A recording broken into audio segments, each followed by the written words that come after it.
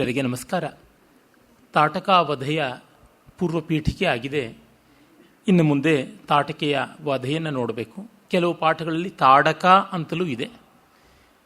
ತಾಡ ಅಂದರೆ ಹೊಡೆತ ಅನ್ನುವ ಅರ್ಥದಿಂದ, ಧಾತುವಿನಿಂದ ಆ ಶಬ್ದ ಬಂದಿರತಕ್ಕಂಥದ್ದು. ಹೊಡೆತ ಕೊಡ್ತಕ್ಕಂಥವಳು ಅಂತ ಅಲ್ಲಿ ಗೊತ್ತಾಗುತ್ತದೆ. ಅಂದರೆ ಆಘಾತ ಮಾಡತಕ್ಕಂಥವಳು ಅನ್ನುವ ಅರ್ಥ ಉಂಟು. ಸ್ತ್ರೀವಧೆ ಅನ್ನುವ ಶಂಕೆ ಇಟ್ಟುಕೊಳ್ಳಬಾರದು ಅಂತ. ದುಷ್ಟರಿಗೆ ಲಿಂಗ ವಚನ ವಿಭಕ್ತಿಗಳಲ್ಲಿ ಯಾವುದೇ ರೀತಿಯಾದ ದೊಡ್ಡ ತಾತ್ಪರ್ಯ ಇರೋದಿಲ್ಲ, ಅದನ್ನು ಗಮನಿಸಿಕೊಳ್ಬೇಕು. ಆಮೇಲೆ ರಾಮ ಹೇಳ್ತಾನೆ, ಮುನೇರ್ ವಚನ ಮಕ್ಲೀಬಂ ಶ್ರುತ್ವ ನರವರಾತ್ಮಜ ರಾಘವ ಪ್ರಾಂಜಲಿರ್ಭೂತ್ವ ಪ್ರತ್ಯುವಾಚ ದೃಢವ್ರತಃ. ಅಕ್ಲೀಬಂ ವಚನಂ, ಹೇಳಿತನ ಇಲ್ಲದೇ ಇರುವ ವಿರೋಚಿತವಾದ ಮಾತುಗಳನ್ನು ಕೇಳಿ, ಪಿತುರ್ವಚನ ನಿರ್ದೇಶಾತ್ ಪಿತುರ್ವಚನ ಗೌರವಾದ್ ವಚನಂ ಕೌಶಿಕಸ್ಯೇತಿ ಕರ್ತವ್ಯಂ ಅವಿಶಂಕೆಯ. ತಂದೆಯೇ ಹೇಳಿದ್ದಾನೆ, ನಿಮ್ಮ ಮಾತು ಏನಾಗಿದ್ರೂ ನಡೆಸಬೇಕು ಅಂತ, ಹಾಗಾಗಿ ನಾನು ಒಪ್ಪಲೇಬೇಕು. ಅನುಶಿಷ್ಟೋಸ್ಮಿ ಅಯೋಧ್ಯಾಯಾಂ ಗುರುಮಧ್ಯೆ ಮಹಾತ್ಮನ ಪಿತ್ರ ದಶರಥೇನಾಹಂ ನಾವಜ್ಞೇಯಂ ಹಿ ತದ್ವಚಃ. ಗುರುಗಳಾದ ವಸಿಷ್ಠರ ಸಮ್ಮುಖದಲ್ಲಿ ಬೇರೆ ಹೇಳಿದ್ದಾನೆ.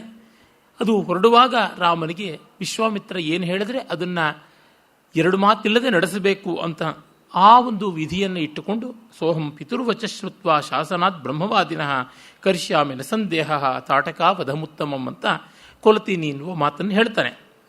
ಹಾಗೆ ಹೇಳ್ತಾ, ಗೋಬ್ರಾಹ್ಮಣ ಹಿತಾರ್ಥಾಯ ದೇಶಸ್ಯಾಸ್ಯ ಸುಖಾಯ ಚ. ಇದು ಬಹಳ ಮುಖ್ಯವಾಗಿ ಬೇಕಾದದ್ದು. ನಮ್ಮ ಪುರಾಣ ಇತಿಹಾಸಗಳಲ್ಲೆಲ್ಲ ತುಂಬ ಗೋಬ್ರಾಹ್ಮಣ ಹಿತಾಯ ಅನ್ನುವುದು ಬರ್ತದೆ. ಸ್ವತ್ತಿ ಪ್ರಜಾಭ್ಯ ಪರಿಪಾಲಯಂತಾಂ ನ್ಯಾಯೇನ ಮಾರ್ಗೇಣ ಮಹಿಷಾ ಗೋಬ್ರಾಹ್ಮಣೇಭ್ಯ ಶುಭಮಸ್ತು ನಿತ್ಯಂ ಇತ್ಯಾದಿ ಬರುವಾಗ ಇದೇನು ಬ್ರಾಹ್ಮಣರಿಗೆ ಒಂದು ಸ್ಪೆಷಲ್ ಪ್ರಿಫರೆನ್ಸಾ ಅಂತ ನೋಡಬಹುದು. ಅದು ಸಾಂಕೇತಿಕವಾಗಿ ಮಿಕ್ಕೆಲ್ಲ ವರ್ಣಗಳಿಗೆ, ಮಿಕ್ಕೆಲ್ಲ ಜೀವರಾಶಿಗಳಿಗೆ ಅಂತಲೇ ತೆಗೆದುಕೊಳ್ಳಬೇಕಾಗುತ್ತದೆ. ಗೋಬ್ರಾಹ್ಮಣೇಭ್ಯ ಅಂದರೆ ಇವರು ಬಿಟ್ಟು ಮಿಕ್ಕವರೆಲ್ಲ ತೊಂದರೆ ಪಟ್ಟುಕೊಂಡಿರಲಿ ಅಂತ. ಆದರೆ ಇವರಿಗೆ ತಾನೇ ಸುಖ ಎಲ್ಲಿರುತ್ತದೆ. ಪ್ರಮುಖವಾಗಿ ಒಂದನ್ನು ತೆಗೆದುಕೊಂಡು ಇತ್ಯಾದಿ ಅಂತನ್ನುವ ತಾತ್ಪರ್ಯದಲ್ಲಿ ಹೇಳತಕ್ಕಂಥದ್ದು. ಪ್ರತಿಯೊಬ್ಬರೂ ನೆಮ್ಮದಿಯಾಗಿರಬೇಕು. ಒಬ್ಬ ವ್ಯಕ್ತಿ, ಒಂದು ಕುಟುಂಬ ಅಥವಾ ಒಂದು ಊರು ಚೆನ್ನಾಗಿದ್ದರೆ ಸಾಕು, ಮಿಕ್ಕಿದ್ದೆಲ್ಲ ಚೆನ್ನಾಗಿರಬೇಕಿಲ್ಲ ಅಂತಿಲ್ಲ. ಪ್ರತಿಯೊಂದು ಚೆನ್ನಾಗಿದ್ದರೆ ಮಾತ್ರ ಬಾಳುವಂಥದ್ದು. ಈ ಅರ್ಥದಲ್ಲಿ ಸಕಲರ ಹಿತ ಅನ್ನುವುದು ದೇಶಸ್ಯಾಸ್ಯ ಸುಖಾಯಚ. ಆ ದೇಶಕ್ಕೆ, ಆ ಮಲದ ಕರುಷ ಅನ್ನುವ ಹೆಸರಾಗಿದ್ದ ನಾಡುಗಳು ಸರ್ವನಾಶವಾದವಲ್ಲ, ಅವುಗಳು ಮತ್ತೆ ಚೆನ್ನಾಗಿರುವ ಸ್ಥಿತಿಯನ್ನು ಪಡ್ಕೊಳ್ಳಬೇಕು ಅನ್ನೋದಕ್ಕೋಸ್ಕರವಾಗಿ ನಾನು ನಿಮ್ಮ ಮಾತನ್ನು ಕೇಳ್ತೀನಿ ಅಂತ. ಈ ವ್ಯಾಪ್ತಿಯನ್ನು, ವಿಶಾಲವನ್ನು, ವೈಶಾಲ್ಯವನ್ನು, ದೊಡ್ಡತನವನ್ನು ಗಮನಿಸಿಕೊಳ್ಬೇಕು ಅಂತ ರಾಮನಿಗೆ ಮೊದಲಿಂದಲೂ ಬಂದದ್ದು. ತ್ಯಜೇದೇಕಂ ಕುಲಸ್ಯಾರ್ಥೆ ಗ್ರಾಮಸ್ಯಾರ್ಥೆ ಕುಲಂ ತ್ಯಜೇತ್, ಕುಲಂ ಜನಪದಸ್ಯಾರ್ಥೆ ಹ್ಯಾತ್ಮಾರ್ಥೆ ಪೃಥಿವೀಂ ತ್ಯಜೇತ್ ಅನ್ನುವ ಮಹಾಭಾರತದ ಉಕ್ತಿ ಇದೆಯಲ್ಲ, ಅದಕ್ಕೆ ದೃಷ್ಟಾಂತವಾಗುವಂಥದ್ದು ರಾಮನದು. ಕೆಲವರಿಗೆ ಈ ಸಮಷ್ಟಿ ಹಿತ ಅನ್ನುವುದು ಎಷ್ಟೋ ಬಾರಿ ವ್ಯಕ್ತಿಗಳಿಗೆ ಕ್ರೂರಕಾರಿಯಾಗಿ ಪರಿಣಮಿಸುತ್ತದಲ್ಲ ಅಂತ ಪ್ರಶ್ನೆ ಬರುತ್ತದೆ. ಆಗುತ್ತದೆ. ಆದರೆ ಸಮಷ್ಟಿ ಹಿತದಲ್ಲಿ ವ್ಯಕ್ತಿಗಳು ಸ್ವಲ್ಪ ಹೊಂದಾಣಿಕೆ ಮಾಡಿಕೊಳ್ಳುವುದು ಅನಿವಾರ್ಯವಲ್ಲವಾ? ಮತ್ತು ಇಲ್ಲಿ ಜಗತ್ತಿನ ಹಿತ ಅಂತ ಅನ್ನೋದನ್ನು, ವಿಶಾಲತೆಯನ್ನು, ದೊಡ್ಡದನ್ನು ನೋಡುವಾಗ ಒಂದಿಷ್ಟು ತೊಂದರೆ ಇದ್ದದ್ದೇ ಹೌದು. ಮಾಡಿದ ಅಡಿಗೆ ಯಾವುದುಂಟು ಬಟ್ಟಲಲ್ಲಿ, ಅದನ್ನಷ್ಟೂ ನಾವು ಬಡಿಸಿಕೊಂಡು ತಿಂದರೂ ಪಾತ್ರೆಗೆ ಒಂದಿಷ್ಟು ಅಂಟುಕೊಂಡೇ ಇರುತ್ತೆ. ನಾವು ಪಾತ್ರೆ ಒಳಗೆ ತಲೆ ಹಾಕಿ ಬಾಯಿ ಹಾಕಿ ನೆಕ್ಕೋಕ್ಕಂತೂ ಆಗೋಲ್ಲ. ಹೀಗಾಗಿ ಅಷ್ಟು ನಾಶ ನಷ್ಟ ಅನ್ನುವುದಿದ್ದೇ ಇರುತ್ತದೆ. ಆ ಬಗ್ಗೆ ವ್ಯಕ್ತಿಯ, ಅಂದರೆ ವೈಯಕ್ತಿಕತೆಯ, ವ್ಯಕ್ತಿತ್ವದ ವಿಶಿಷ್ಟ್ಯದ ಮಹತ್ವದ ರಕ್ಷಣೆ ಆಗ್ತಿಲ್ಲ, ಕೊರತೆ ಆಗ್ತಾ ಇದೆ ಅದಕ್ಕೆ ಅಂತ ಯಾರೂ ಕಹಿ ಮಾಡಿಕೊಳ್ಳಬಾರ್ದು. ಯಾವ ಥರ ಹೋದರೂ ನಷ್ಟವಾಗುತ್ತದೆ. ಒಂದಿಷ್ಟು ಕಡಿಮೆ ನಷ್ಟ ಯಾವುದಿದೆ ಅದನ್ನು ನೋಡೋಣ ಅಂತಕ್ಕಂಥದ್ದು. ಇದನ್ನು ಮೆಜಾರಿಟೇರಿಯನ್ ರೂಲ್ ಅಂತ, ಬಹುಮತದ ಒಂದು ದುರಾಡಳಿತ, ಇದು ಸರಿಯಾದದ್ದಲ್ಲ ಅಂತ ಈ ಕಾಲದಲ್ಲಿ ತುಂಬ ವ್ಯಕ್ತಿವಾದಿಗಳು ಕೋಲಾಹಲ ಮಾಡ್ತಾರೆ. ಆದರೆ ಅವರು ಇದಕ್ಕೆ ಪರಿಹಾರ ಏನಾದರೂ ಕೊಟ್ಟಾರಾ? ಇಲ್ಲ. ಪರಿಹಾರವನ್ನು ಕೊಡದೆ ಆಕ್ಷೇಪ ಮಾತ್ರ ಮಾಡಿದ್ರೆ ನಿಮಗೂ ಇವ್ರಿಗೂ ಏನು ವ್ಯತ್ಯಾಸ ಬರುತ್ತದೆ? ಪರಿಹಾರವನ್ನು ತೋರಿಸಬೇಕು. ಎಲ್ಲರಿಗೂ ಕೂಡ ಒಂದು ವ್ಯವಸ್ಥೆ ಅಂತ ಮಾಡಬೇಕಾಗುತ್ತದೆ. ಪ್ರತಿಯೊಬ್ಬರಿಗೂ ಪ್ರತ್ಯೇಕವಾಗಿ ಗಮನಿಸಿಕೊಳ್ಳೋದಕ್ಕೆ ಆಗೋದಿಲ್ಲ. ಒಂದಷ್ಟು ನಷ್ಟವಾಗುತ್ತದೆ. ಒಂದು ಸಾಮಾನ್ಯವಾದ ಅಳತೆ ಅಂತಿರುತ್ತದೆ, ಅದನ್ನು ನಾವು ಗಮನಿಸಲೇಬೇಕಾಗುತ್ತದೆ. ಈಗ ನೋಡಿ, ನಮ್ಮ ಕುರ್ಜಿಗಳಿರ್ಬೋದು, ಟೇಬಲ್ಗಳಿರ್ಬೋದು, ಮಂಚಗಳಿರ್ಬೋದು, ಯಾವುದೇ ಆಗಲಿ ಜನರಲ್ ಸೈಜ್ ಅಂತ ಒಂದಿರುತ್ತೆ. ಅದಕ್ಕಿಂತ ತುಂಬ ಭಿನ್ನವಾಗಿರೋದಿಲ್ಲ. ಕೆಲವರು ಅದರ ಆಚೆಗೆ ಈಚೆಗೆ ಬರ್ತಕ್ಕಂಥವ್ರು ನಮ್ಮನ್ನು ಲೆಕ್ಕಿಸ್ತಾನೇ ಇಲ್ಲ ಅಂತಂದರೆ ನೋಡಿ, ನೀವು ವ್ಯಕ್ತಿಗತವಾಗಿ ನಿಮಗೆ ಆ ಥರದ ಅನುಕೂಲತೆಗಳನ್ನು ಮಾಡಿಕೊಳ್ಳಬಹುದು. ಎಲ್ಲರೂ ಇರತಕ್ಕಂಥ ಜಾಗದಲ್ಲಿ ಅದನ್ನು ನಿರ್ವಾಹ ಮಾಡುವುದು ಕಷ್ಟವಾಗುತ್ತದೆ ಅಂತ ಸವಿನಯವಾಗಿ ಅವರ ತೊಂದರೆಯನ್ನು ಗಮನಿಸಿಕೊಂಡು ಕಾರ್ಯಕರ್ತರು ಹೇಳಿದರೆ ಅದನ್ನು ಅವರು ಆಕ್ಷೇಪ ಮಾಡುವಂತೆ ಇಲ್ಲ. ಅಷ್ಟು ಮಾತ್ರವಲ್ಲ, ಎಲ್ಲೂ ಆಗಲಿ ಸಂಪನ್ಮೂಲ ಇದ್ದರೆ ತಾನೇ ಪ್ರತಿಯೊಬ್ಬರಿಗೂ ವ್ಯವಸ್ಥೆ ಮಾಡೋದಕ್ಕೆ ಸಾಧ್ಯ. ಯಾರೋ ಕೆಲವರು ಬಹಳ ಉದ್ದ ಕಾಲದವರು ಇರ್ತಾರೆ, ಅವರಿಗೆ ಈ ಕಾರುಗಳಲ್ಲಿ ಅಥವಾ ವಿಮಾನಗಳಲ್ಲಿ ಕಾಲನ್ನು ಇಟ್ಟುಕೊಂಡು ಕೂತ್ಕೊಳ್ಳೋಕ್ಕೆ ಆಗೋದಿಲ್ಲ, ಬಹಳ ಮಂಡಿಗೆ ತೊಂದರೆ ಆಗುತ್ತದೆ. ಆ ಥರದ್ದು ಎಷ್ಟೋ ಜನ ಅನುಭವಿಸಿರ್ತಾರೆ. ಚಲನಚಿತ್ರ ಇತ್ಯಾದಿಗಳಿಗೆ ಹೋದರೆ ಎತ್ತರವಾಗಿದ್ದವರು ಮುಂದಿನ ಸೀಟಲ್ಲಿ ಕೂತರೆ ಹಿಂದಿನವರಿಗೆ ಮುಗಿಯಿತು ಕತೆ. ಈ ಥರದ್ದೆಲ್ಲ ತೊಂದರೆ ಇರುತ್ತದೆ.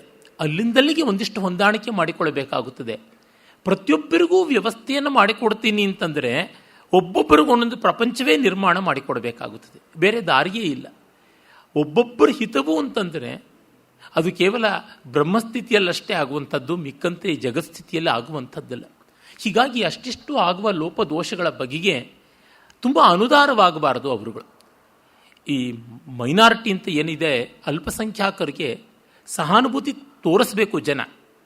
ಆದರೆ ನಮಗೆ ಸಹಾನುಭೂತಿ ತೋರಿಸಲೇಬೇಕು, ಅದು ನಮ್ಮ ಹಕ್ಕು ಅಂತ ಯಾರು ಹಠ ಮಾಡಬಾರದು. ಪ್ರತಿಯೊಬ್ಬ ಜೀವರಾಶಿಗೂ ತನ್ನ ತನ್ನ ಹಕ್ಕಿರುತ್ತೆ, ಅದರೊಳಗೇನು ಘನತೆ ಇಲ್ಲ. ನಾನು ಊಟ ಮಾಡ್ತೀನಿ ಅನ್ನೋದ್ರೊಳಗೆ, ನಾನು ನಿದ್ರೆ ಮಾಡ್ತೀನಿ ಅನ್ನೋದ್ರೊಳಗೆ ಏನಾದರೂ ಘನತೆ ಉಂಟೆ? ನನ್ನ ಅಸ್ತಿತ್ವ ನಾನು ಕಾಪಾಡಿಕೊಳ್ಬೇಕು, ಮಾಡ್ತೀನಿ. ಇನ್ನೊಬ್ಬರಿಗೂ ಊಟ ಸಿಗಲಿ, ಮತ್ತೊಬ್ಬನಿಗೂ ನೆಮ್ಮದಿ ಸಿಗಲಿ, ಮತ್ತೊಬ್ಬನಿಗೂ ನಿದ್ರೆ ವಿಶ್ರಾಂತಿ ಸಿಗಲಿ ಅಂತ ಇನ್ನೊಬ್ಬರು ಭಾವಿಸಿಕೊಂಡಾಗ ಅದು ದೊಡ್ಡದು ಅಂತ. ಹೀಗಾಗಿ ನಮ್ಮ ಹಕ್ಕುಗಳಿಗೆ ಹೋರಾಡ್ತೀವಿ ಅಂತ ತಕ್ಷಣ ನಾವು ದೊಡ್ಡವರಾಗಿಲ್ಲ, ನಾವು ಸಣ್ಣವರೂ ಆಗಿಲ್ಲ, ನಾವಾಗಿಯೇ ಇದ್ದೀವಿ. ನಮ್ಮ ಹಕ್ಕುಗಳಿಗೆ ಯಾರಾದರೂ ಪ್ರತಿಸ್ಪಂದನೆ ಮಾಡಿದ್ರೆ ಅವರು ದೊಡ್ಡವರಾಗ್ತಾರೆ. ಇದನ್ನು ಗಮನಿಸಿಕೊಳ್ಳಬೇಕು. ನಮ್ಮ ದೇಶದಂತಹ ಬಹುಸಂಖ್ಯಾಕವಾದ ಬಹುಸಮೂಹಗಳು ಇರತಕ್ಕಂಥ ಜನತೆಯ ಕಾಲದಲ್ಲಿ ಇನ್ನೂ ಇದು ಬಹಳ ಎಚ್ಚರದಿಂದ ನೋಡಬೇಕಾದಂಥದ್ದು. ಇಲ್ಲೆಲ್ಲ ಅವಳನ್ನ ಸ್ತ್ರೀ ಅಂತ ಕೊಂದರಲ್ಲ, ಇವ್ರನ್ನ ಹೀಗೆ ಮಾಡಿದ್ರಲ್ಲ ಅಂತ ಅನ್ನುವುದಲ್ಲ. ಅದೇ ರೀತಿ ಇವರೊಬ್ಬರ ವರ್ಣಕ್ಕೆ ಹಿತ, ಇನ್ನೊಬ್ಬರ ವರ್ಣಕ್ಕೆ ಹಿತವಿಲ್ಲ ಅಂತಲ್ಲ. ಪ್ರತಿಯೊಬ್ಬರೂ ಬಾಳಬೇಕು ಅನ್ನುವ ದೃಷ್ಟಿಯನ್ನೇ ಇಟ್ಟುಕೊಳ್ಳೋದು. ಆ ಬಾಳುವಿಕೆಗಳಲ್ಲಿ ಮತ್ತೆ ಮತ್ತೆ ನೋಡ್ಕೊಳ್ತಾ ಇರಬೇಕು, ಮತ್ತೆ ಮತ್ತೆ ಸರಿ ಮಾಡಿಕೊಳ್ತಾ ಇರಬೇಕು.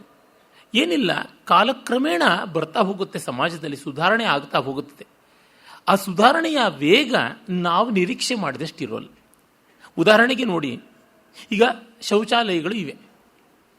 ಆ ಶೌಚಾಲಯಗಳಲ್ಲಿ ಗಂಡಸರಿಗೆ ಹೆಂಗಸರಿಗೆ ಅಂತ ಇವೆ.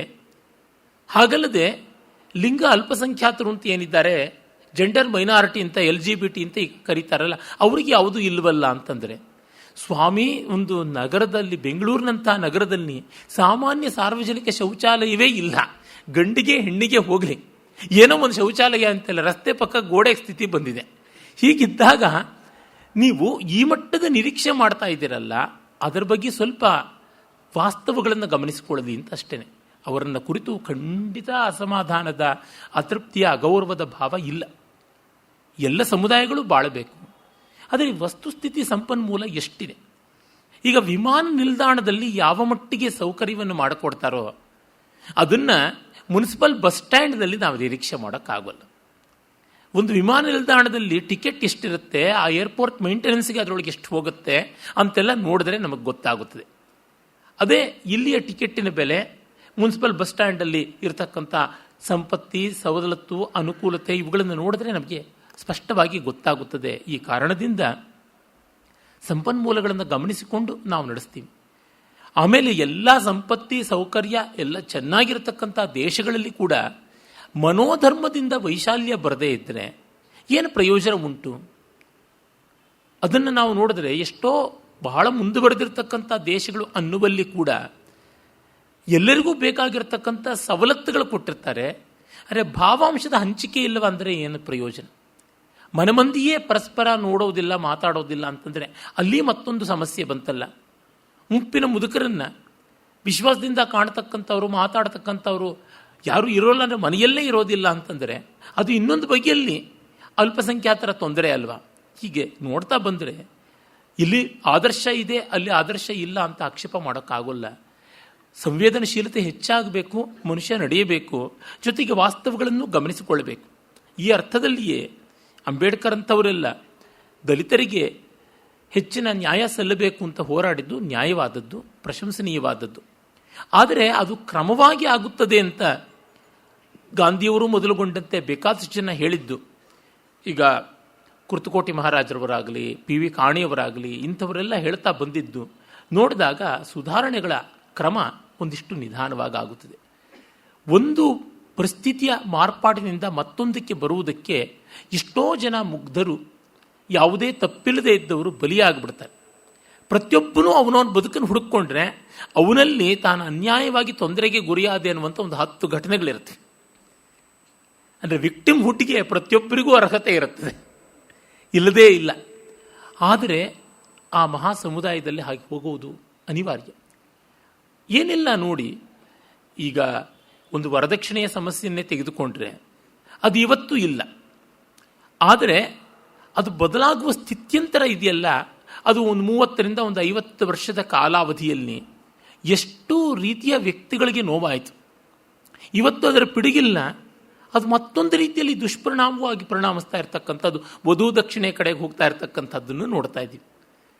ಇದರಿಂದಾಗಿ ಜಗತ್ತಿನ ಈ ಹೊಯ್ದಾಟಗಳ ಬಗೆಗೆ ಒಂದಿಷ್ಟು ತಾಳ್ಮೆ, ವಿವೇಕ ಬೇಕು. ರಾಮಾಯಣಾದಿಗಳನ್ನು ನೋಡಿದಾಗ ರಾಮನಂಥವರ ನಿಲುವಿನಲ್ಲಿ ಅದು ಕಾಣಿಸುತ್ತದೆ. ಎಷ್ಟು ಕೈ ಸಾಗುತ್ತದೆಯೋ ಅಷ್ಟು ಮಾಡ್ತಾರೆ. ರಾಮನಿಗೂ ಮಿತಿ ಉಂಟಾ? ಹೌದು, ರಾಮನಿಗೂ ಉಂಟು, ಪರಮಾತ್ಮನಿಗೂ ಉಂಟು ಮಿತಿ. ಜಗತ್ತನ್ನು ಸೃಷ್ಟಿ ಮಾಡದ ಅಂದ್ರೇನೆ ಒಂದು ಮಿತಿಗೊಳಗಾಗಿ ಸೃಷ್ಟಿ ಮಾಡಿದ್ದಾನೆ ಅಂತ ಅರ್ಥ. ಹೀಗಿರುವಾಗ ಮಿತಿಗಳ ತಪ್ಪಲ್ಲ, ಅವುಗಳ ಬಗ್ಗೆ ಕಾಳಜಿ, ಎಚ್ಚರ ಇರುವಂಥದ್ದು ತುಂಬ ಮುಖ್ಯ. ಈಗ ಅವನು ಎಲ್ಲರ ಹಿತಕ್ಕಾಗಿ ಅಂತ ಪ್ರಯತ್ನ ಮಾಡ್ತಾನೆ, ಸಮಷ್ಟಿಯ ಹಿತವನ್ನು ಗಮನಿಸಿಕೊಂಡು ಮಾಡ್ತಾನೆ. ಅವನ ಬದುಕಿನ ಜೀವನಾಡಿ ಅದಾಗುತ್ತದೆ. ಹಾಗೆ ಅವನು ಧನುಸ್ಸನ್ನು ಹೆದೆಯೇರಿಸಿ ಹೆದೆಯನ್ನು ಮೀಟ್ತಾನೆ. ಜಾಘೋಷ ಮಕರೋತ್ತೀವ್ರಂ ದಿಶ ಶಬ್ದೇನ ನಾದಯನ್ ಆಗ ತೇನ ಶಬ್ದೇನ ಪಿತ್ರಸ್ತಾ ತಾಟಕಾವನ ವಾಸಿನಃ ತಾಟಕಾಚ ಸುಸಂಕ್ರುದ್ಧ ತೇನ ಶಬ್ದೇನ ಮೋಹಿತ. ಕೆಣಕಿದಂತೆ ಆಗಿ ತಾಟಕ್ಕೆ ಬರ್ತಾಳೆ. ಅವಳಿಗೆ ಕೋಪ ಬಂದು ಕರಾಳವಾದ ರೂಪ ತೋರಿಸ್ತಾ ಅಲ್ಲಿಗೆ ಬರ್ತಾಳೆ. ಆಗ ಅದನ್ನು ನೋಡಿ ರಾಘವ ಕ್ರುದ್ಧಾಂ ವಿಕೃತಾಂ ವಿಕೃತಾನನಾಂ ಪ್ರಮಾಣೇನ ಅತಿವೃದ್ಧಾಂ ಲಕ್ಷ್ಮಣಾಂ ಸೋಭ್ಯಭಾಷತ. ಅವಳು ಸ್ವಲ್ಪ ವಯಸ್ಸಾಗಿಯೂ ಇದೆ, ಅವಳಿಗೆ ಅತಿವೃದ್ಧಾಂ, ಕಠೋರವಾಗಿ ಕಾಣಿಸ್ತಾ ಇದ್ದಾಳೆ. ಯಕ್ಷಿಣ್ಯಾಹ ಭೈರವಂ ದಾರುಣಂ ವಪುಹು. ಅದನ್ನು ನೋಡಿ ಅವನು ಇವಳನ್ನ ಹಿಮ್ಮೆಟ್ಟಿಸೋಣ ಅಂತ ಅಂದ್ಕೋತಾನೆ. ಕೊಲ್ಲೋದು ಬೇಡ, ವಿನಿವೃತ್ತಾಂ ಕರೋಂ ಯದ್ಯ ಹೃತ ಕರ್ಣಾಗ್ರ ನಾಸಿಕಾಂ, ಒಂದಿಷ್ಟು ಗಾಯ ಮಾಡಿ ಕಿವಿ ಮೂಗುಗಳಿಗೆ ವಿಕೃತಿಯನ್ನು ಉಂಟು ಮಾಡಿ ಕಳಿಸೋಣ. ಆಗ ಇವಳು ಆ ವಿಕೃತಿಯ ಕಾರಣ ಸಮಾಜಕ್ಕೆ ಬಂದು ತೊಂದರೆ ಕೊಡದೇ ಇದ್ದಾಳು ಅಂತ. ಅಂದರೆ ಒಂದು ಮಟ್ಟದಲ್ಲಿ ಕಾರುಣ್ಯವನ್ನೇ ತೋರಿಸ್ತಾ ಇದ್ದಾನೆ. ಆದರೆ ಅವಳು ಒಪ್ಪಿಕೊಳ್ಳೋಕೆ ಸಿದ್ಧ ಇಲ್ಲ ಈ ರೀತಿಯಾದದಕ್ಕೆ. ಇವ್ರನ್ನ ಕೊಲ್ಲುವುದೇ ಸರಿ ಅಂತ ಬಂದಿದ್ದಾಳೆ. ಕೊಲ್ಲಲು ಮನಸ್ಸಿಲ್ಲ. ನಹೇ ನಹ್ಯೇನಾಂ ಉತ್ಸಹೇ ಹಂತುಂ ಸ್ತ್ರೀ ಸ್ವಭಾವೇನ ರಕ್ಷಿತಾಂ. ಇವಳನ್ನು ಕೊಲ್ಲೋಕ್ಕೆ ಮನಸ್ಸಿಲ್ಲ ಅಂತ ಹೇಳ್ಬಿಟ್ಟಂತಾನೆ. ಏನಿದ್ರೂ ವೀರ್ಯಂ ಚಾಸ್ಯ ಗತಿಂಚಾಪಿ ಹನಿಷ್ಯಾಮೀತಿ ಮೇಮತಿ. ಇವಳ ಬಲವನ್ನು ಕುಗ್ಗಿಸಬೇಕು ಅಂತಷ್ಟೇ ನನಗಿರತಕ್ಕಂಥದ್ದು ಅಂತ ಹೇಳ್ತಾರೆ. ಆದರೆ ಅವಳು ಕೈಯೆತ್ತಿಕೊಂಡು ಗರ್ಜಿಸಿಕೊಂಡು ಬರ್ತಾಳೆ. ಉದ್ಯಮ್ಯ ಬಾಹು ಗರ್ಜಂತಿ ರಾಮಮೇವ ಅಭ್ಯದಾವತ. ಆಗ ಮತ್ತೆ ವಿಶ್ವಾಮಿತ್ರರು ಸ್ವಸ್ತಿ ರಾಘವಯೋರಸ್ತು ಜಯಂಚೈವ ಅಭ್ಯಭಾಷತ. ರಾಮ ನಿನಗೆ ಜಯ, ಲಕ್ಷ್ಮಣ ನಿನಗೂ ಜಯ, ಯುದ್ಧ ಮಾಡಿ ಅಂತ. ಆದರೆ ಇವರಿಗೆ ಸಂಕೋಚ ಆಗುತ್ತದೆ. ಅವಳು ತನ್ನ ಮಾಯಾಜಾಲವನ್ನು ತೋರ್ಪಡಿಸ್ತಾಳೆ. ಉದ್ಧುನ್ವಾನ ರಜೋಘೋರಂ ತಾಟಕ ರಾಘವ ಉಭೌ ರಜೋಮೋಹೇನ ಮಹತ ಮುಹೂರ್ತಂ ಸಾ ವ್ಯಮೋಹಯತ್. ಧೂಳೆಬ್ಬಿಸ್ತಾಳೆ, ಕಣ್ಣು ಕತ್ತಲಿಡಿಸ್ತಾಳೆ, ಇದೆಲ್ಲ ಮಾಡ್ತಾಳೆ. ಅವಾಕಿರತ್ ಸುಮಹತ ಶಿಲಾವರ್ಷೇಣ ರಾಘವು, ಕಲ್ಲಿನ ಮಳೆಯನ್ನು ಸುರಿಸ್ತಾಳೆ. ನೋಡಿ, ಕಾಶ್ಮೀರದಲ್ಲಿ ಕಲ್ಲು ಹೊಡಿತಾ ಇದ್ರು ಅಂತ ಹೇಳಿದ್ನಲ್ಲ, ಹೊಡಿತಿದ್ದಾರೆ ಅಂತ, ಅದು ಇದೇ ಥರದ್ದೇನೆ ಅಂತ ಗೊತ್ತಾಗುತ್ತೆ. ಕಲ್ಲಿನ ಮಳೆ ಸುರಿಸೋದು, ಮಣ್ಣಿನ ಮಳೆ ಹಾಕ್ತಕ್ಕಂಥದ್ದು, ಈ ಥರದ್ದು ಅಂತ ನೋಡಿದ್ರೆ ಅಯ್ಯೋ ಅವರಿಗೆ ಮಾನವ ಹಕ್ಕುಗಳು ಇಲ್ವೇ, ಅರುಂಧತಿ ತಿರಾಯಿ ಮೊದಲಾದವರಿಗೆಲ್ಲ ಉದ್ರೇಕ ಆಗಿಬಿಡುತ್ತೆ. ಅವರೆಲ್ಲ ಓಡೋಡಿ ಬರ್ತಾರೆ. ಆ ರೀತಿಯಾದದ್ದು. ಆದರೆ ತಾಟಕಿಯಿಂದ ಸಂತ್ರಸ್ತರಾದವರು, ಸತ್ತವರು, ಅವರ ಗತಿ ಏನು ಅದನ್ನು ಯಾರೂ ನೋಡುವುದೇ ಇಲ್ಲ. ಮೊನ್ನೆ ದಿವಸ ಕೇರಳದ ಮುಖ್ಯಮಂತ್ರಿ ಅಂತೆ, ಎಂಥ ಅಯೋಗ್ಯ ಆ ವ್ಯಕ್ತಿ ದಕ್ಷಿಣ ಕನ್ನಡಕ್ಕೆ ಗಲಾಟೆ ಮಾಡಿಸೋದಕ್ಕೆ ಬಂದದ್ದು. ನೀನು ಬಂದದ್ದು ಸರಿಯಿಲ್ಲ ಅಂತಂದರೆ ಅದಕ್ಕೆ ಮಹಾಕೋಪ. ಇಲ್ಲಿ ಬೆಂಗಳೂರಿನವರಿಗೆಲ್ಲ ಉದ್ರೇಕ ಶುರುವಾಗುತ್ತದೆ. ಆದರೆ ಅಲ್ಲಿ ಸತತವಾಗಿ ಹತ್ಯೆ ನಡೀತಾ ಇದೆ. ಅದು ಯಾವ ಕಡೆಯಿಂದ ನಡೆದರೂ ಹತ್ಯೆನೇ ತಾನೆ. ನೋಡಿದ್ರೆ 11 ಹತ್ಯೆಗಳು ನಡೆದಿವೆ 10 ತಿಂಗಳಲ್ಲಿ ಅಂತಂದರೆ ಎಷ್ಟು ಘೋರವಾದದ್ದು. ಇದು ಪ್ರಕಟ. ಅಪ್ರಕಟವಾದದ್ದು ಎಷ್ಟೋ ನಮಗೆ ತಿಳಿಯದು. ಆ ಕಮ್ಯುನಿಸ್ಟ್ ಸರ್ಕಾರದ ದೌರಾತ್ಮ್ಯಕ್ಕೆ ಕೊನೆಯೇ ಇಲ್ಲ. ಆದರೆ ಅಲ್ಲಿ ಮಾತ್ರ ಮಾನವ ಹಕ್ಕುಗಳ ಬಗ್ಗೆ ಏನೂ ಹೇಳುವಂಥದ್ದಿಲ್ಲ. ಅದನ್ನೇ ತಾನೇ ನಾವು ದೆಹಲಿ ವಿಶ್ವವಿದ್ಯಾಲಯದಲ್ಲಿ ಕಾಣ್ತಾ ಇರೋದು. ಅದನ್ನು ಪ್ರಸ್ತಾವವು ಮಾಡಿದ್ದೆ. ಇವುಗಳೆಲ್ಲರಿಗೂ ಕೂಡ ರಾಹುಲ್ ಗಾಂಧಿಗೆ ಮತ್ತೆ ಇದ್ದಾನಲ್ಲ ಕ್ರೇಜಿವಾಲ, ಅವರುಗಳಿಗೆಲ್ಲ ಎಲ್ಲೆಲ್ಲದ ಸಂಕಟ ಆರಂಭವಾಗಿದೆ. ಹೊಟ್ಟೆಲ್ ತೊಳಸೋಕ್ಕೆ ಶುರುವಾಗಿದೆ. ಯಾವ ಗುಡುಗುಡಿಯನ್ನು ಒಳಗಿಟ್ಟುಕೊಂಡಿದ್ದಾರೋ ಗೊತ್ತಿಲ್ಲ. ಆರ್ಭಟ ಮಾಡಿಕೊಂಡು ರಾಷ್ಟ್ರದ್ರೋಹ ಆಗ್ತಾ ಇದೆಯಲ್ಲ. 1965ನೇ ಇಸ್ವಿಯಲ್ಲಿಯೇ ಪಾಕಿಸ್ತಾನ ನಮ್ಮ ದೇಶಕ್ಕೆ ಶತ್ರು ದೇಶ ಅಂತ ಡಿಕ್ಲೇರ್ ಮಾಡಿದ್ದಾಗಿದೆ. ಅಲ್ಲಿಗೆ ಮುಗೀತು ಕಥೆ. ಶತ್ರುಗಳು ಅಂತ ತೀರ್ಮಾನ ಆದಮೇಲೆ ಆಯಿತು. ಮತ್ತೆ ಅವರು ಸ್ನೇಹವನ್ನು ತೋರಿಸೋದಕ್ಕೆ ಏನು ದೊಡ್ಡ ಕಿಸ್ದಿದ್ದಾರೆ, ಕೆಲಸ ಮಾಡಿದ್ದಾರೆ. ಪ್ರತಿಯೊಂದು ಹಂತದಲ್ಲೂ ಬ್ಯಾಕ್ ಸ್ಟಾಪಿಂಗು, ಪ್ರತಿಯೊಂದು ಹಂತದಲ್ಲೂ ವಂಚನೆ ನಕರ ಮಾಡ್ತಾನೆ ಬಂದಿದ್ದಾರೆ. ಆ ಸಿಯಾಚಲ್ನಲ್ಲಿ ನಡೆದಂಥ ಯುದ್ಧ ವಾಜಪೇಯಿ ಗೌರ್ನಮೆಂಟ್ ಕಾಲದಲ್ಲಿ ಎಂಥದ್ದು ಅನ್ನೋದು, ಕಾರ್ಗಿಲ್ನ ಯುದ್ಧ ನಾವು ನೋಡಿಯೇ ಇದ್ದೀವಿ. ಹೀಗಿದ್ದಾಗ ತೀರ್ಮಾನ ಆದಮೇಲೆ ಮುಗೀತಲ್ಲಿಗೆ. ಇವನು ನರಹಂತಕ ಅಂತ ಮಾಡಿದ್ರೆ, ಆ ನಿರ್ಭಯ ಕೇಸನ್ನು ನೋಡಿದ್ದೀವಿ. ಇವನು ಅತ್ಯಾಚಾರಿ, ಇವನು ದೌರಾತ್ಮ್ಯ ಮಾಡಿದ್ದಾನೆ, ಇವನು ದೌರ್ಜನ್ಯ ಮಾಡಿದ್ದಾನೆ ಅಂತಂದ ಮೇಲೆ ಕರುಣೆ ತೋರಿಸಬೇಕು ಅಂತಂದರೆ ಇವ್ರುಗಳಿಗೆ ಹೇಗಾಗುತ್ತದೆ? ಅಲ್ಲಿಗೆ ಮಾತ್ರ ಮಾನವ ಹಕ್ಕುಗಳ ಬಗ್ಗೆ ಏನೂ ಇಲ್ಲ. ಇಲ್ಲಿ ಆರಂಭ ಮಾಡ್ಕೊಳ್ತಕ್ಕಂಥದ್ದು ಅಂತಂದರೆ ಎಲ್ಲ ವಿಷಯಕ್ಕೂ ಮತ್ತೊಂದು ಮುಖ ಇರುತ್ತೆ ಅಂತ ವಾದಿಸ್ಬೋದು. ಆ ಮುಖದ ಅಗಲ ಎಷ್ಟು, ಉದ್ದ ಎಷ್ಟು ಅದನ್ನು ನೋಡಬೇಕಾಗುತ್ತೆ. ಅದರ ಪ್ರಮಾಣ ಎಷ್ಟು ತೂಕ ಮಾಡಿ ನೋಡಬೇಕಾಗುತ್ತದೆ. ಅಳತೆಗೆ ಯಾವುದೂ ಸಿಗೋಲ್ಲ ಅಂತಂದರೆ, ಎಲ್ಲವೂ ಅನಿರ್ವಚನೀಯ ಅಂತ ಅನ್ನುವುದಾದರೆ ಸರಿ, ನಿಮ್ಮ ಮಾತು ಅನಿರ್ವಚನೀಯವೇ, ತೆಪ್ಪಗಿರಿ ಅಂತ ಅನ್ನಬೇಕಾಗುತ್ತದೆ. ಹೀಗೆ ಎಲ್ಲಿ ನೋಡಿದರೂ ಅಕ್ರಮ ಅನ್ಯಾಯಗಳ ಬಗ್ಗೆ ಇಷ್ಟು ತೀವ್ರವಾಗಿ ಬೆಂಬಲ ಕೊಡ್ತಾ ಇದ್ದಾಗ ತಾಟಕೆ, ರಾವಣ, ಕೀಚಕ ಇತ್ಯಾದಿ ಎಲ್ಲರಿಗೂ ಕೂಡ ತುಂಬ ದೊಡ್ಡ ನ್ಯಾಯವನ್ನು ಒದಗಿಸಿಕೊಡೋದಕ್ಕೆ ಬರ್ತಾರೆ. ಮತ್ತೊಂದು ಮುಖ ತೋರಿಸಬೇಕು ಅಂತ. ಎಷ್ಟು ಮುಖಗಳನ್ನು ತೋರಿಸೋದು? ರಾವಣಂದಷ್ಟೇ ಇದ್ದಿದ್ದು 1000 ಮುಖಗಳು. ಹಾಗಾಗಿ ಇಲ್ಲಿ ದುಷ್ಟತೆಯನ್ನು ದುಷ್ಟತೆ ಅಂತ ಹೇಳಲೇಬೇಕಾಗುತ್ತದೆ. ಮತ್ತು ಮೊದಲಿಗೆ ಈ ಅಕ್ರಮಗಳನ್ನು, ಅನ್ಯಾಯಗಳನ್ನು ಯಾರು ಕೈಗೊಂಡ್ರು ಅನ್ನುವುದನ್ನು ನೋಡಬೇಕಾಗುತ್ತದೆ. ನಿಜ, ಮಾನವ ಸ್ವಭಾವದಲ್ಲಿಯೇ ದುಷ್ಟತೆ ಇದೆ. ಅದನ್ನು ನಮ್ಮ ಪರಂಪರೆ ಏನೂ ಗಮನಿಸದೆ ಕುರುಡಾಗಿಲ್ಲ. ಅಥಕೇನ ಪ್ರಕಾರೇಣ ಪಾಪಂ ಚರತಿ ಪುರುಷಃ ಅನ್ನುವ ಗೀತಾವಾಕ್ಯದಲ್ಲಿ ಕಾಮಯೇಷಃ, ಕ್ರೋಧಯೇಷಃ, ರಜೋಗುಣ ಸಮುದ್ಭವ ಅಂತ ಹೇಳಿದ್ದಾರೆ. ಹೊರತುನುವೆ ರಾಕ್ಷಸರಿಗೆ ಉಂಟು, ಮಾನವರಿಗೆ ಉಂಟು, ದೇವತೆಗಳಿಗೆ ಉಂಟು, ಈ ಜಾತಿಗೆ ಉಂಟು, ಆ ಜಾತಿಗೆ ಇದೆ, ಈ ಲಿಂಗಕ್ಕೆ ಇದೆ, ಆ ವರ್ಗಕ್ಕೆ ಇದೆ ಅಂತ ಯಾರನ್ನೂ ಬೆರಳೆತ್ತಿ ತೋರಿಸಿಲ್ಲ. ಮಾನವ ಸಾಮಾನ್ಯ ಸ್ವಭಾವದಲ್ಲಿರುವ ರಾಗದ್ವೇಷ ಲೋಭಾದಿಗಳನ್ನೇ ಗಮನಿಸಿಕೊಂಡು ಮಾಡಿದ್ದಾರೆ ಅಂತಂದರೆ ನಮ್ಮ ಶಾಸ್ತ್ರಜ್ಞರ ವೈಶಾಲ್ಯ ಏನು ಅಂತ ಅರಿವಾಗುತ್ತದೆ. ಹಾಗಾಗಿ ಅವಳನ್ನು ಕೊಲ್ಲಬಾರದು ಅಂತ ಅಂದುಕೊಂಡ್ರು ಆಗ್ರಹಿಸಿ ಮತ್ತೆ ಮೇಲೆ ಬಿದ್ದರೆ ಏನು ಮಾಡಬೇಕು? ಜೀವ ಹಿಂಸೆ ಮಾಡೋದಕ್ಕೆ ಬಂದರೆ ಆತ್ಮರಕ್ಷಣೆಗಾಗಿ ಕೊಲ್ಲುವುದು ತಪ್ಪಲ್ಲ ಅಂತ ತಾನೇ ಆಗುವುದು. ಇದೆಲ್ಲ ಒಂದು ರೀತಿಯಾದ ನಕ್ಸಲಿಸಮ್ ಇತ್ಯಾದಿಗಳ ಗೂಂಡಾಯಿಸಮ್ನೇ ಕಾಣಿಸ್ತಾ ಇರ್ತಕ್ಕಂಥದ್ದು. ರಾಮನನ್ನು ನಮ್ಮ ಎಡಚರೆಲ್ಲ ತುಂಬ ಆಕಂಠ ವಿರೋಧ ಮಾಡ್ತಕ್ಕಂಥದ್ದಕ್ಕೆ ಇದು ಮುಖ್ಯ ಕಾರಣ. ಇವರೆಲ್ಲರೂ ಈಚಿನ ಕಾಲದಲ್ಲಿ ಕೋಲಾಹಲ ಮಾಡೋಕ್ಕಿಂತ ಬಹಳ ಮುಂಚೆನೇ ಮುಪ್ಪಾಳ ರಂಗನಾಯಕಮ್ಮ ಅಂತ ಒಬ್ಬ ಲೇಖಿಕೆ ತೆಲುಗಿನಲ್ಲಿ ರಾಮಾಯಣ ವಿಷವೃಕ್ಷಂ ಅಂತ 3 ದೊಡ್ಡ ಸಂಪುಟಗಳು ಬರೆದಿದ್ದು. ತೆಲುಗಿನ ಮಹಾಕವಿ ವಿಶ್ವನಾಥ್ ಸತ್ಯನಾರಾಯಣ ಅವರು ರಾಮಾಯಣ ಕಲ್ಪವೃಕ್ಷಂ ಅಂತ ಬರೆದರೆ ಅದಕ್ಕೆ ಜ್ಞಾನಪೀಠ ಪ್ರಶಸ್ತಿ ಬಂದರೆ ಅದನ್ನಷ್ಟು ವಿಷವೃಕ್ಷ ಅಂತ ತೋರ್ಪಡಿಸ್ತೀನಿ ಅಂತಲೇ ಬರೆದದ್ದು. ಅಲ್ಲೆಲ್ಲ ಈ ಥರದ ಕುತರ್ಕಗಳು, ದುರ್ವಾದಗಳು ಯಥೇಷ್ಟವಾಗಿದೆ. ಅಂದರೆ ಅವರಿಗೆ ಒಂದು ವ್ಯವಸ್ಥೆಯನ್ನು ಮಾಡ್ತೀನಿ ಅಂತ ಹೋದಾಗ, ಜಗದ್ಹಿತವನ್ನು ಕಾಪಾಡ್ತೀನಿ ಅಂತ ಹೋದ ತಕ್ಷಣ ಕ್ಷೋಭೆ, ಉದ್ರೇಕ ಉಂಟಾಗುತ್ತದೆ. ಅದನ್ನೇ ನಾವು ಇಲ್ಲಿ ಕಾಣ್ತಾ ಇದ್ದೀವಿ. ಆಗ ಅವನು ಪ್ರತಿವಾರ್ಯ ಉಪಧಾವಂತ್ಯ ಕರವು ಚಿಚ್ಛೇದ ಪತ್ರಿಭಿ, ಕೈ ಕತ್ತರಿಸ್ತಾನೆ. ಪ್ರಾಣ ಅಂತೂ ತೆಗೆಯೋದು ಬೇಡ ಅಂತ. ಆದರೂ ಅವಳು ಆರ್ಭಟಿಸಿಕೊಂಡು ಬಂದಾಗ ಮತ್ತೆ ಅಶ್ಮವರ್ಷಂ ವಿಮುಂಚಂತಿ ಭೈರವಂ ವಿಚಚಾರ, ಮತ್ತಷ್ಟು ಕಲ್ಲಿನ ಮಳೆ ಸುರಿಸ್ತಾ ಇದ್ದಳು. ಆಗ ದೃಷ್ಟ್ವಾ ಗಾದಿಸುತ ಶ್ರೀಮಾನ್ ಇದಂ ವಚನಮಬ್ರವೀತ್ ಅಲಂತೆ ಘೃಣಯ ರಾಮ ಪಾಪೈಷಾ ದುಷ್ಟಚಾರಿಣಿ ಯಜ್ಞ ವಿಘ್ನಕರೀ ಯಕ್ಷಿ ಪುರಾ ವರ್ಧೇತ ಮಾಯೆಯ ವಧ್ಯತಾಂ ತಾವದೇವೇಶ ಪುರಾ ಸಂಧ್ಯಾ ಪ್ರವರ್ತತೆ. ಅಸುರ ಸಂಧ್ಯಾ ವೇಳೆ ಇವಳನ್ನು ಉಳಿಸೋಕ್ಕಾಗೋಲ್ಲ, ಯಜ್ಞ ವಿರೋಧಿನಿ, ದುಷ್ಟೆ, ಹಾಗಾಗಿ ಸಂಹಾರ ಮಾಡು ಅಂತ. ಆ ಕಾರಣದಿಂದ ಅವನು ಶಬ್ದವೇದಿಯನ್ನು ಬಳಸಿ ರಾಕ್ಷಸ ಸಂಹಾರವನ್ನು ಮಾಡ್ತಾನೆ ಅಂತ ಗೊತ್ತಾಗುತ್ತದೆ. ಇದನ್ನು ನಮ್ಮ ಈ ವಿಚಾರ ವ್ಯಾಧಿಗಳೆಲ್ಲ ಅಸಹಾಯಕಳಾದಂಥ ತಾಟಕಿಯನ್ನು ಕೊಂದಿದ್ದು ರಾಮ ಅಂತ. ಆಯಿತು, ತಾಟಕಿಗಷ್ಟು ಬುದ್ಧಿ ಬೇಡವ ಹಾಗಿದ್ರೆ? ರಾಮ ಅಸಹಾಯ ವಿಕ್ರಮ, ಅವನೆದುರಿಗೆ ಬರಬಾರ್ದು, ಇನ್ನೂ 4 ಜನ ಗೂಂಡಾಗಳನ್ನು ಕರ್ಕೊಂಡು ಬರಬೇಕು ಅಂತ ಮಹಾ ಧರ್ಮಯುದ್ಧ ಮಾಡೋ ಥರ ಬಂದ್ಬಿಡೋದೆ? ಜಾಣ್ಮೆ ತೋರಿಸ್ಬೋದಾಗಿತ್ತಲ್ಲ. ತಗಾದೆ ಮಾಡದೇ ಇದ್ದರೆ, ಅವಳು ಬರದೇನೆ ಇದ್ದಿದ್ರೆ ರಾಮ ತನ್ನ ಪಾಡಿಗೆ ಹೋಗ್ತಾ ಇದ್ದ.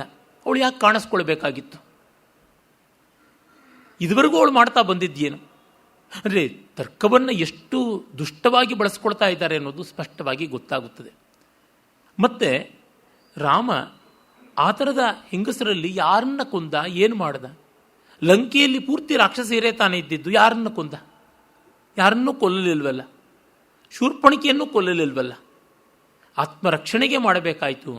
ಅವಳು ಮಾಡಿದ ಎಷ್ಟೋ ಅನ್ಯಾಯಗಳಿಗೆ ಒಂದು ಇತಿಶ್ರೀ ಅಂತ ಹಾಡೋದಕ್ಕೆ ಕೊಲ್ಲಬೇಕಾಯಿತು ಅಂತ ನಮಗೆ ಗೊತ್ತಾಗುತ್ತದೆ.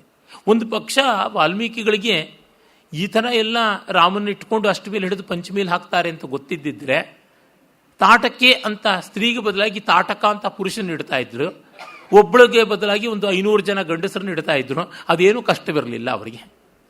ಮತ್ತು ಅವರೇನು ಬುದ್ಧಿವಂತರಲ್ಲ ಅಂತ ಹೇಳುವಂತೆಲ್ಲ ಯಥೇಷ್ಟವಾಗಿ ಬುದ್ಧಿವಂತಿಕೆ ಇತ್ತು ಅಂತ ಕೂಡ ನಮಗೆ ಗೊತ್ತಾಗುತ್ತದೆ.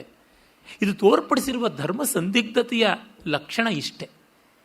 ಅಕ್ರಮ ಅನ್ಯಾಯಗಳಿಗೆ ಬಂದಾಗ ಒಂದು ಹಂತದವರೆಗೆ ಅಬಲರು, ಸಬಲರು, ಸ್ತ್ರೀಯರು, ಪುರುಷರು, ಬ್ರಾಹ್ಮಣರು, ಒಕ್ಕಲಿಗರು ಈ ಥರ ಎಲ್ಲ ನಡೆಯುತ್ತದೆ. ಅದಕ್ಕೆ ಮೀರಿ ಇಲ್ಲ. ಬ್ರಾಹ್ಮಣ ವಧೆಯ ಬಗ್ಗೆಯೂ ಶಾಸ್ತ್ರ ಹೇಳುತ್ತದಲ್ಲ. ಆತತಾಯಿನಂ ಅಭಿಮನ್ಯಾತ್ ಬ್ರಾಹ್ಮಣಂ ವಾ ಗುರುಂ ತಥಾ. ಆತತಾಯಿ ಅಂತ ಅನಿಸ್ಕೊಂಡಾಗ, ಒಬ್ಬರನ್ನ ಕೊಲ್ಲೋದಕ್ಕೆ ನುಗ್ಗಿ ಬರ್ತಾ ಇದ್ದಾಗ, ಸಂಪತ್ತಿಯನ್ನು ಅಪಹರಣ ಮಾಡೋಕ್ಕೆ ನೋಡಿದಾಗ, ಬೆಂಕಿ ಹಾಕಬೇಕು ಅಂತ ನೋಡಿದಾಗ, ವಿಷ ಕೊಡಬೇಕು ಅಂತ ಬಂದಾಗ, ಹೆಣ್ಣು ಹೊನ್ನನ್ನು ಅಪಹರಣ ಮಾಡಬೇಕು ಅಂತ ಬಂದಾಗ, ಈ 6 ಸಂದರ್ಭಗಳಲ್ಲಿ ಯಾವುದೇ ಸಂದರ್ಭದಲ್ಲಿ ಒಬ್ಬ ವ್ಯಕ್ತಿ ಅಕ್ರಮಕ್ಕೆ ಮುಂದಾದಾಗ ಅವನು ತಂದೆಯೇ ಆಗಿರಬಹುದು, ಗುರುವೇ ಆಗಿರಬಹುದು, ಬ್ರಾಹ್ಮಣನೇ ಆಗಿರಬಹುದು, ಅವನನ್ನು ಅವಿಚಾರಯನ್ ಹಿಂದೆ ಮುಂದೆ ನೋಡದೆ ಕೊಲ್ಲಬೇಕು ಅಂತ. ಹೀಗಿರುವ ಅಲ್ಲಿ ಇವನ್ನೆಲ್ಲ ನಾವು ಗಮನಿಸಿದಾಗ ತಿಳಿಯುತ್ತದೆ. ತಾತ್ಪರ್ಯತಃ ಹೇಳ್ತೀನಿ, ಪ್ರಾಚೀನ ಭಾರತದಲ್ಲಿ ಮೇಲು ಕೀಳುಗಳು ಇದ್ದುವು, ಜಗತ್ತಿನಲ್ಲಿರುವಂತೆ ಅಲ್ಲಿಯೂ ಇದ್ದುವು. ಪಕ್ಷಪಾತಾದಿಗಳು ಅಷ್ಟೋ ಇಷ್ಟೋ ಇತ್ತು. ಅಸಹನೆ ಅಸಮಾನಗಳು ಇದ್ದುವು, ಅಸಮಾಧಾನಗಳು, ಮೇಲ್ಮೆಗಳು, ಹಮ್ಮು ಬಿಮ್ಮುಗಳು ಇದ್ದುವು. ಆದರೆ ಮಿಕ್ಕೆಲ್ಲ ಜಗತ್ತಿಗೆ ಹೋಲಿಸಿದರೆ ತುಂಬ ಮೇಲಾಗಿತ್ತು. ಆ ಕಾಲದ ಮಿಕ್ಕೆಲ್ಲ ಜಗತ್ತಿಗೆ ಹೋಲಿಸಿದರೆ ಅವುಗಳು ಯಾರೂ ಮಿಕ್ಕ ಜಗತ್ತಿನವರು ಊಹಿಸಿಕೊಳ್ಳಲೂ ಆಗದೇ ಇರತಕ್ಕಂಥ ಸೂಕ್ಷ್ಮಕ್ಕೆ ಹೋಗಿ ವ್ಯಕ್ತಿ ವಿಶ್ವಾಸದ ಬಗೆಗೆ, ಸಜ್ಜನಿಕೆಯ ಬಗೆಗೆ, ಮೌಲ್ಯ ಪ್ರಜ್ಞೆಯ ಬಗೆಗೆ ಚಿಂತನೆ ಮಾಡಿದರು, ಆ ಬಗ್ಗೆ ಪ್ರಯತ್ನವನ್ನೂ ನಡೆಸಿದ್ರು ಅಂತ ನಮಗೆ ಗೊತ್ತಾಗುತ್ತದೆ. ಅಷ್ಟು ಮಾತ್ರವಲ್ಲ, ಅವರು ಎಷ್ಟೋ ದಿಕ್ಕಿನಲ್ಲಿ ಆ ಥರ ಮಾಡಿರ್ತಕ್ಕಂಥದ್ದು ಕೆಲವನ್ನು ನಾವು ಇಂದೂ ಮುಟ್ಟಕ್ಕೂ ಆಗಿಲ್ಲ, ಆ ಮಟ್ಟಕ್ಕೆ ಸೇರೋಕ್ಕೂ ಆಗಿರಲಿಲ್ಲ. ಮತ್ತು ಇದನ್ನು ಯಾವುದೋ ತಂತ್ರವಾಗಿ, ವಂಚನೆಯಾಗಿ, ಲೋಕಹಿಂಸೆಗಾಗಿ ಮಾಡಿದರು ಅಂತ ಖಂಡಿತ ಅನಿಸಲ್ಲ. ಮಹಾಮಹೋಪಾಧ್ಯಾಯ ಭಾರತರತ್ನ PV ಕಾಣಿಯವರು ಹಿಸ್ಟ್ರಿ ಆಫ್ ಧರ್ಮಶಾಸ್ತ್ರದಲ್ಲಿ ತಮ್ಮ ಧರ್ಮಶಾಸ್ತ್ರದ 2ನೇ ಸಂಪುಟದಲ್ಲಿ ವಿಶದವಾಗಿ ಚರ್ಚೆ ಮಾಡ್ತಾರೆ. ಬ್ರಾಹ್ಮಣಾದಿ ವರ್ಣಗಳಿಗೆ ಕೊಟ್ಟಂಥ ಸವಲತ್ತೇನು, ಸ್ತ್ರೀ ಪುರುಷರ ವ್ಯತ್ಯಾಸದಲ್ಲಿ ಕೊಟ್ಟಂಥ ಸವಲತ್ತುಗಳು ಏನು ಅಂತೆಲ್ಲ ನೋಡ್ತಾ ಹೇಳ್ತಾರೆ. ಇದನ್ನೆಲ್ಲ ಬಾಯಿಗೆ ಬಂದಂತೆ ಪಾಶ್ಚಾತ್ಯರು ಆಕ್ಷೇಪ ಮಾಡ್ತಾರೆ, ನಮ್ಮಲ್ಲಿ ಈಗ ಅವರಿಂದ ಪ್ರೇರಿತರಾಗಿ ಈ ಎಡಚರು ಮಾಡ್ತಾರೆ.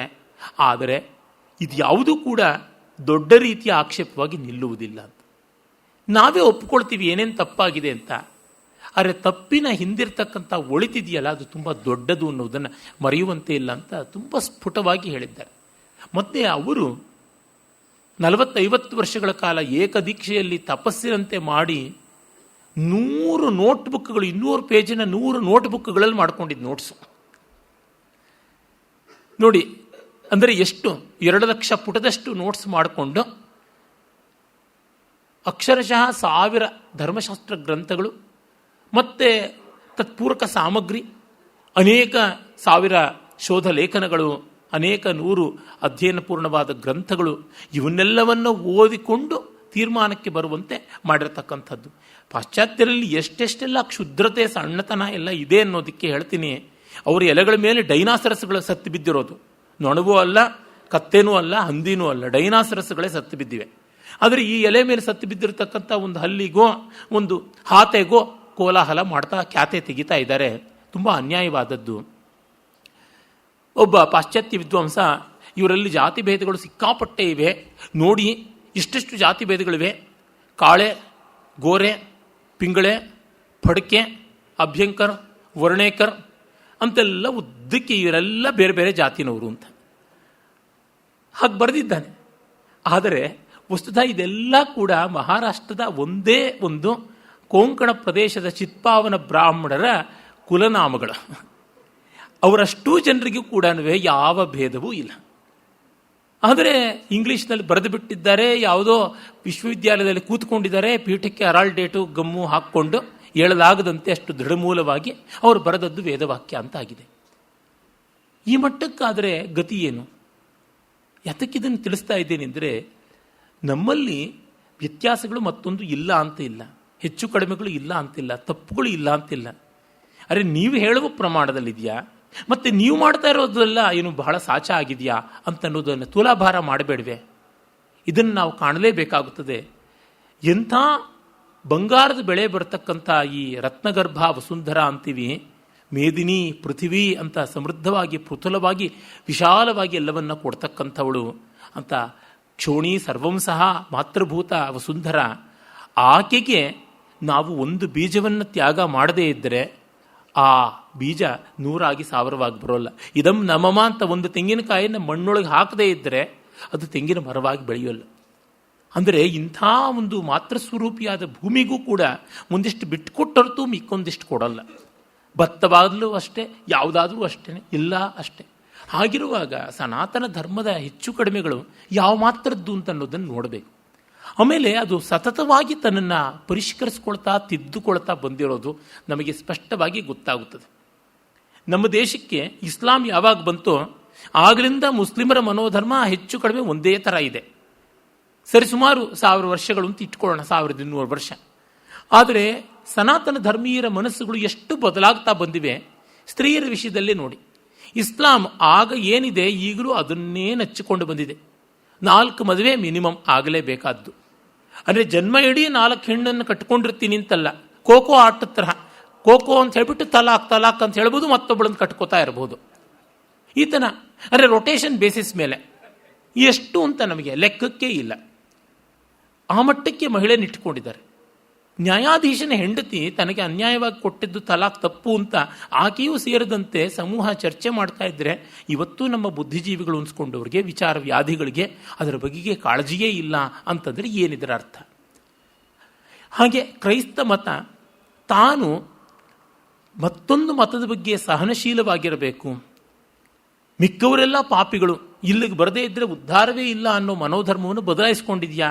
ಭೂಮಿಗೆ ಬಿದ್ದು ಅದು ಆ ಪಾಪದ ಪಿಂಡ 2000 ವರ್ಷವಾಯಿತು, ಆದರೂ ಆಗಿಲ್ಲವಲ್ಲ.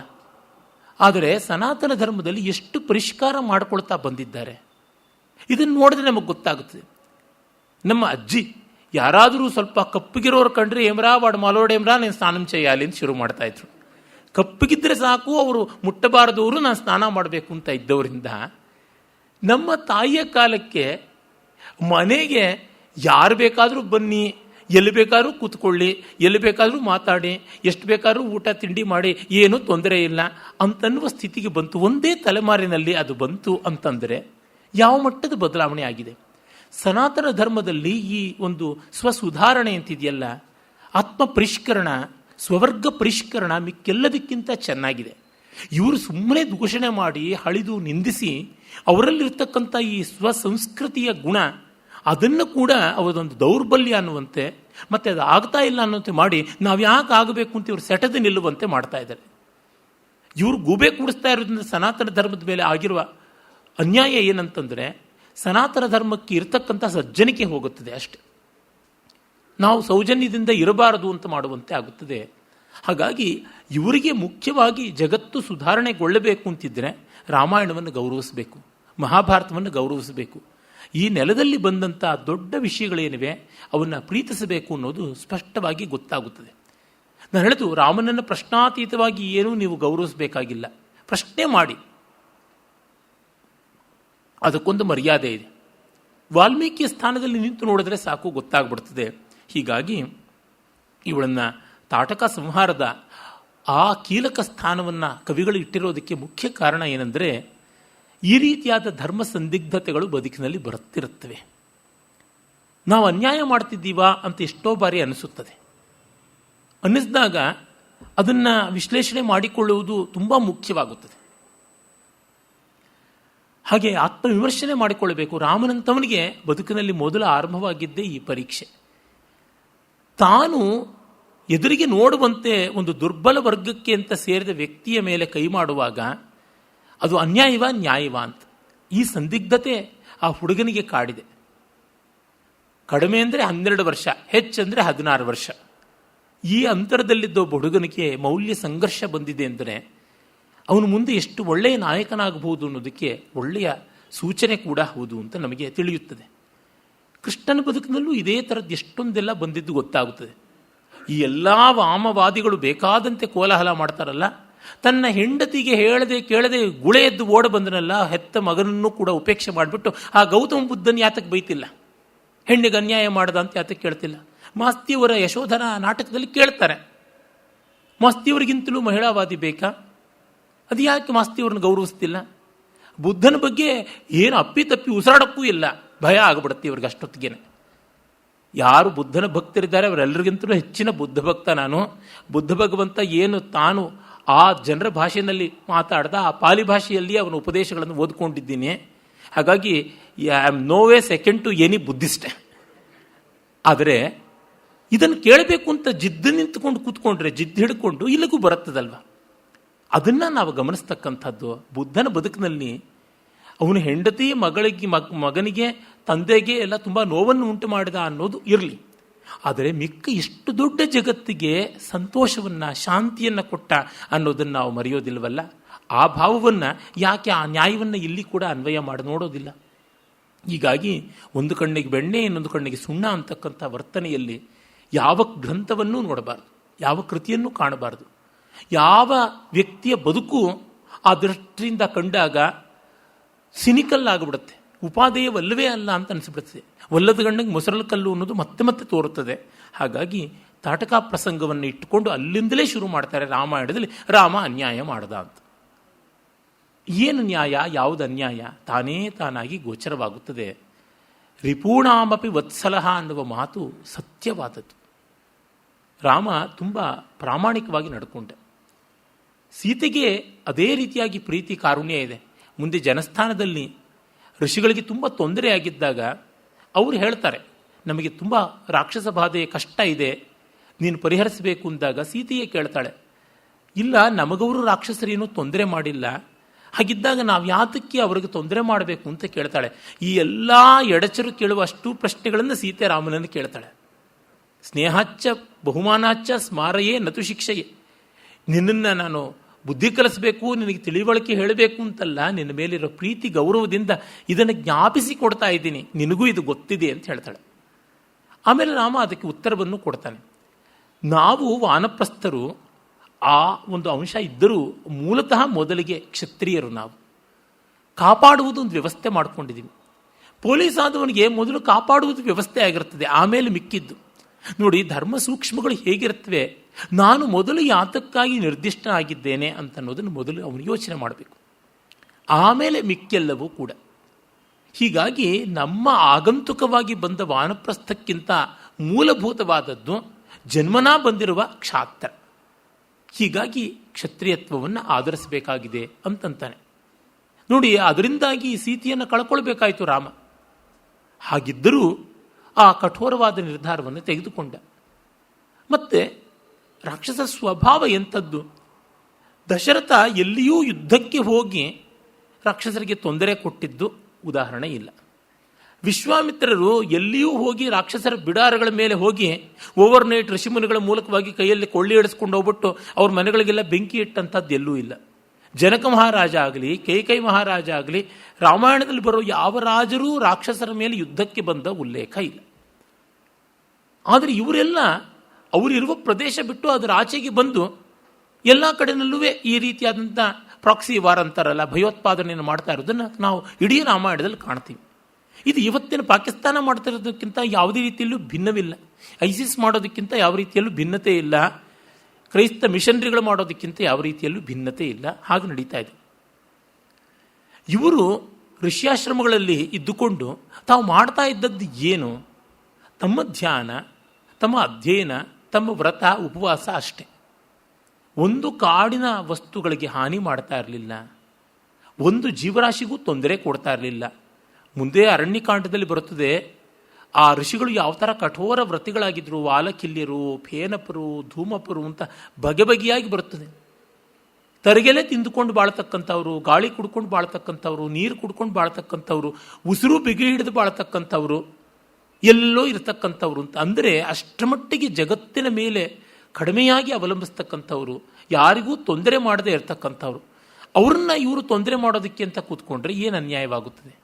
ಇದನ್ನು ನಾವು ಗಮನಿಸಿಕೊಂಡಾಗ ಈ ರಾಕ್ಷಸರ ಪರವಾಗಿ ಮಾತಾಡುವುದು ರಾಕ್ಷಸರಿಗಿಂತ ಹೆಚ್ಚು ದುಷ್ಟತೆ ಅಂತ ನಮಗೆ ತಿಳಿಯುತ್ತದೆ. ಮತ್ತು ರಾವಣ ಅವನು ತನ್ನ ವರ್ತನೆಯಿಂದ ಲೋಕಕಂಟಕನಾದ ಬಗೆ ಹೇಗೆ ಅನ್ನೋದಕ್ಕೆ ಉತ್ತರಕಾಂಡದಲ್ಲಿ ಉಂಟೇ ಉಂಟು. ಇದಕ್ಕೆಲ್ಲಕ್ಕೂ ಮತ್ತೆ ಒಂದು ಮಹಾವಾದವಾಗಿ ಹೇಳ್ತಾರೆ, always history is return by the winner. ಇತಿಹಾಸವನ್ನು ಗೆದ್ದವನೇ ಬರೆಯೋದು, ಅದರಿಂದ ಇದೆಲ್ಲ ಒಪ್ಪುವಂತೆ ಇಲ್ಲ. ಸರಿ, ಒಪ್ಪಬೇಡಿ, ಅಷ್ಟು ಸುಳ್ಳು ಒಂದು ಬಿಡಿ, ಅರ್ಧ ಜರತೀಯ ನ್ಯಾಯ. ತಮಗೆ ಬೇಕಾದದ್ದನ್ನು ಮಾತ್ರ ಸತ್ಯ ಅಂತ ತೆಗೆದುಕೊಳ್ಳೋದು, ಮಿಕ್ಕಿದ್ದನ್ನು ಅಲ್ಲ ಅಂತ. ಅದು ಹೇಗಾಗುತ್ತದೆ? ನಿಮ್ಮ ಆಯ್ಕೆ ನಿಮ್ಮ ರೀತಿಯಲ್ಲಿ ಮಾಡಿಕೊಳ್ಳೋದಕ್ಕೆ ಯಾವುದಾದ್ರೂ ವಾಸ್ತವದ ಆಧಾರ ಇದೆಯಾ? ಏನಾದರೂ ಶಿಲಾಶಾಸ್ತ್ರಗಳು ಸಿಕ್ಕಿವೆಯಾ, ಮತ್ತೊಂದಿದೆಯಾ, ಮಗದೊಂದಿದೆಯಾ? ಅದು ಎಂಥದ್ದೂ ಇಲ್ಲ. ಅಂದರೆ ಹೆಜ್ಜೆ ಹೆಜ್ಜೆಗೂ ಈ ತರಹ ಅನ್ಯಾಯದ, ಅಕ್ರಮದ ದುರ್ವಾದಗಳನ್ನು ಮಾಡಿಕೊಂಡು ಬಂದಾಗ ಅದಕ್ಕೆ ಯಾರು ಸೊಪ್ಪಾಕಬೇಕಾಗಿಲ್ಲ ಅನ್ನೋದು ಮಾತ್ರ ಪರಮಸತ್ಯ. ಇರಲಿ, ಈ ವಿಷಯದ ವಿಸ್ತರಣೆಯನ್ನು ಹೆಚ್ಚು ಬೇಕಾಗಿಲ್ಲ. ಆಮೇಲೆ ಸಾಧು ಸಾಧ್ವಿತಿ ಕಾಕುಸ್ಥಂ ಸುರಾಶ್ಚ ಸಮಪೂಜೆಯನ್ ಉವಾಚ ಪರಮಪ್ರೀತಃ ಸಹಸ್ರಾಕ್ಷ ಪುರಂದರ. ಎಲ್ಲರಿಗೂ ಸಂತೋಷವಾಗುತ್ತದೆ, ಇವಳ ಕಾಟ ನೀಗಿತು ಅಂತ. ಆಮೇಲೆ ಅವರು ರಾಮನಿಗೆ ದಿವ್ಯಾಸ್ತ್ರಗಳನ್ನು ಉಪದೇಶ ಮಾಡಬೇಕು ಅಂತ ವಿಶ್ವಾಮಿತ್ರನ್ನು ಕೇಳ್ತಾರೆ. ತಪೋಬಲ ಭೃತೋ ಬ್ರಹ್ಮನ್ ರಾಘವಾಯ ನಿವೇದಯ ಪಾತ್ರಭೂತಶ್ಚ ತೇ ಬ್ರಹ್ಮನ್ ಸ್ತವಾನುಗಮನೆ ಧೃತ. ಮಹರ್ಷಿ, ನೀನೀಗ ಭೃಶಾಶ್ವನಿಂದ ಮೊದಲುಗೊಂಡು ನಿನಗೆ ಬಂದಿರತಕ್ಕಂಥ ಜೃಂಬಕ ಮೊದಲಾದ ದಿವ್ಯಾಸ್ತ್ರಗಳನ್ನೆಲ್ಲ ರಾಮನಿಗೆ ಉಪದೇಶ ಮಾಡು ಅಂತ. ನೋಡಿ, ತಾಟಕವಧ ಕಾಲಕ್ಕೆ ಅವನಿಗೆ ದಿವ್ಯಾಸ್ತ್ರಗಳ ಉಪದೇಶ ಆಗಿರಲಿಲ್ಲ. ಅವನು ಏನು ಕಲಿತಿದ್ದ ಆ ವಿದ್ಯೆಯ ಮೂಲಕವಾಗಿಯೇ ಇದು ಸಾಧಿಸಿದ್ದ. ಅಂದರೆ ದಿವ್ಯಾಸ್ತ್ರಗಳ ಪ್ರಾಪ್ತಿಗೆ ಬೇಕಾದ ಅರ್ಹತೆ ಏನಿದೆ ಅನ್ನೋದನ್ನು ಅವನು ತೋರ್ಪಡಿಸಿಕೊಂಡ ಅಂತ.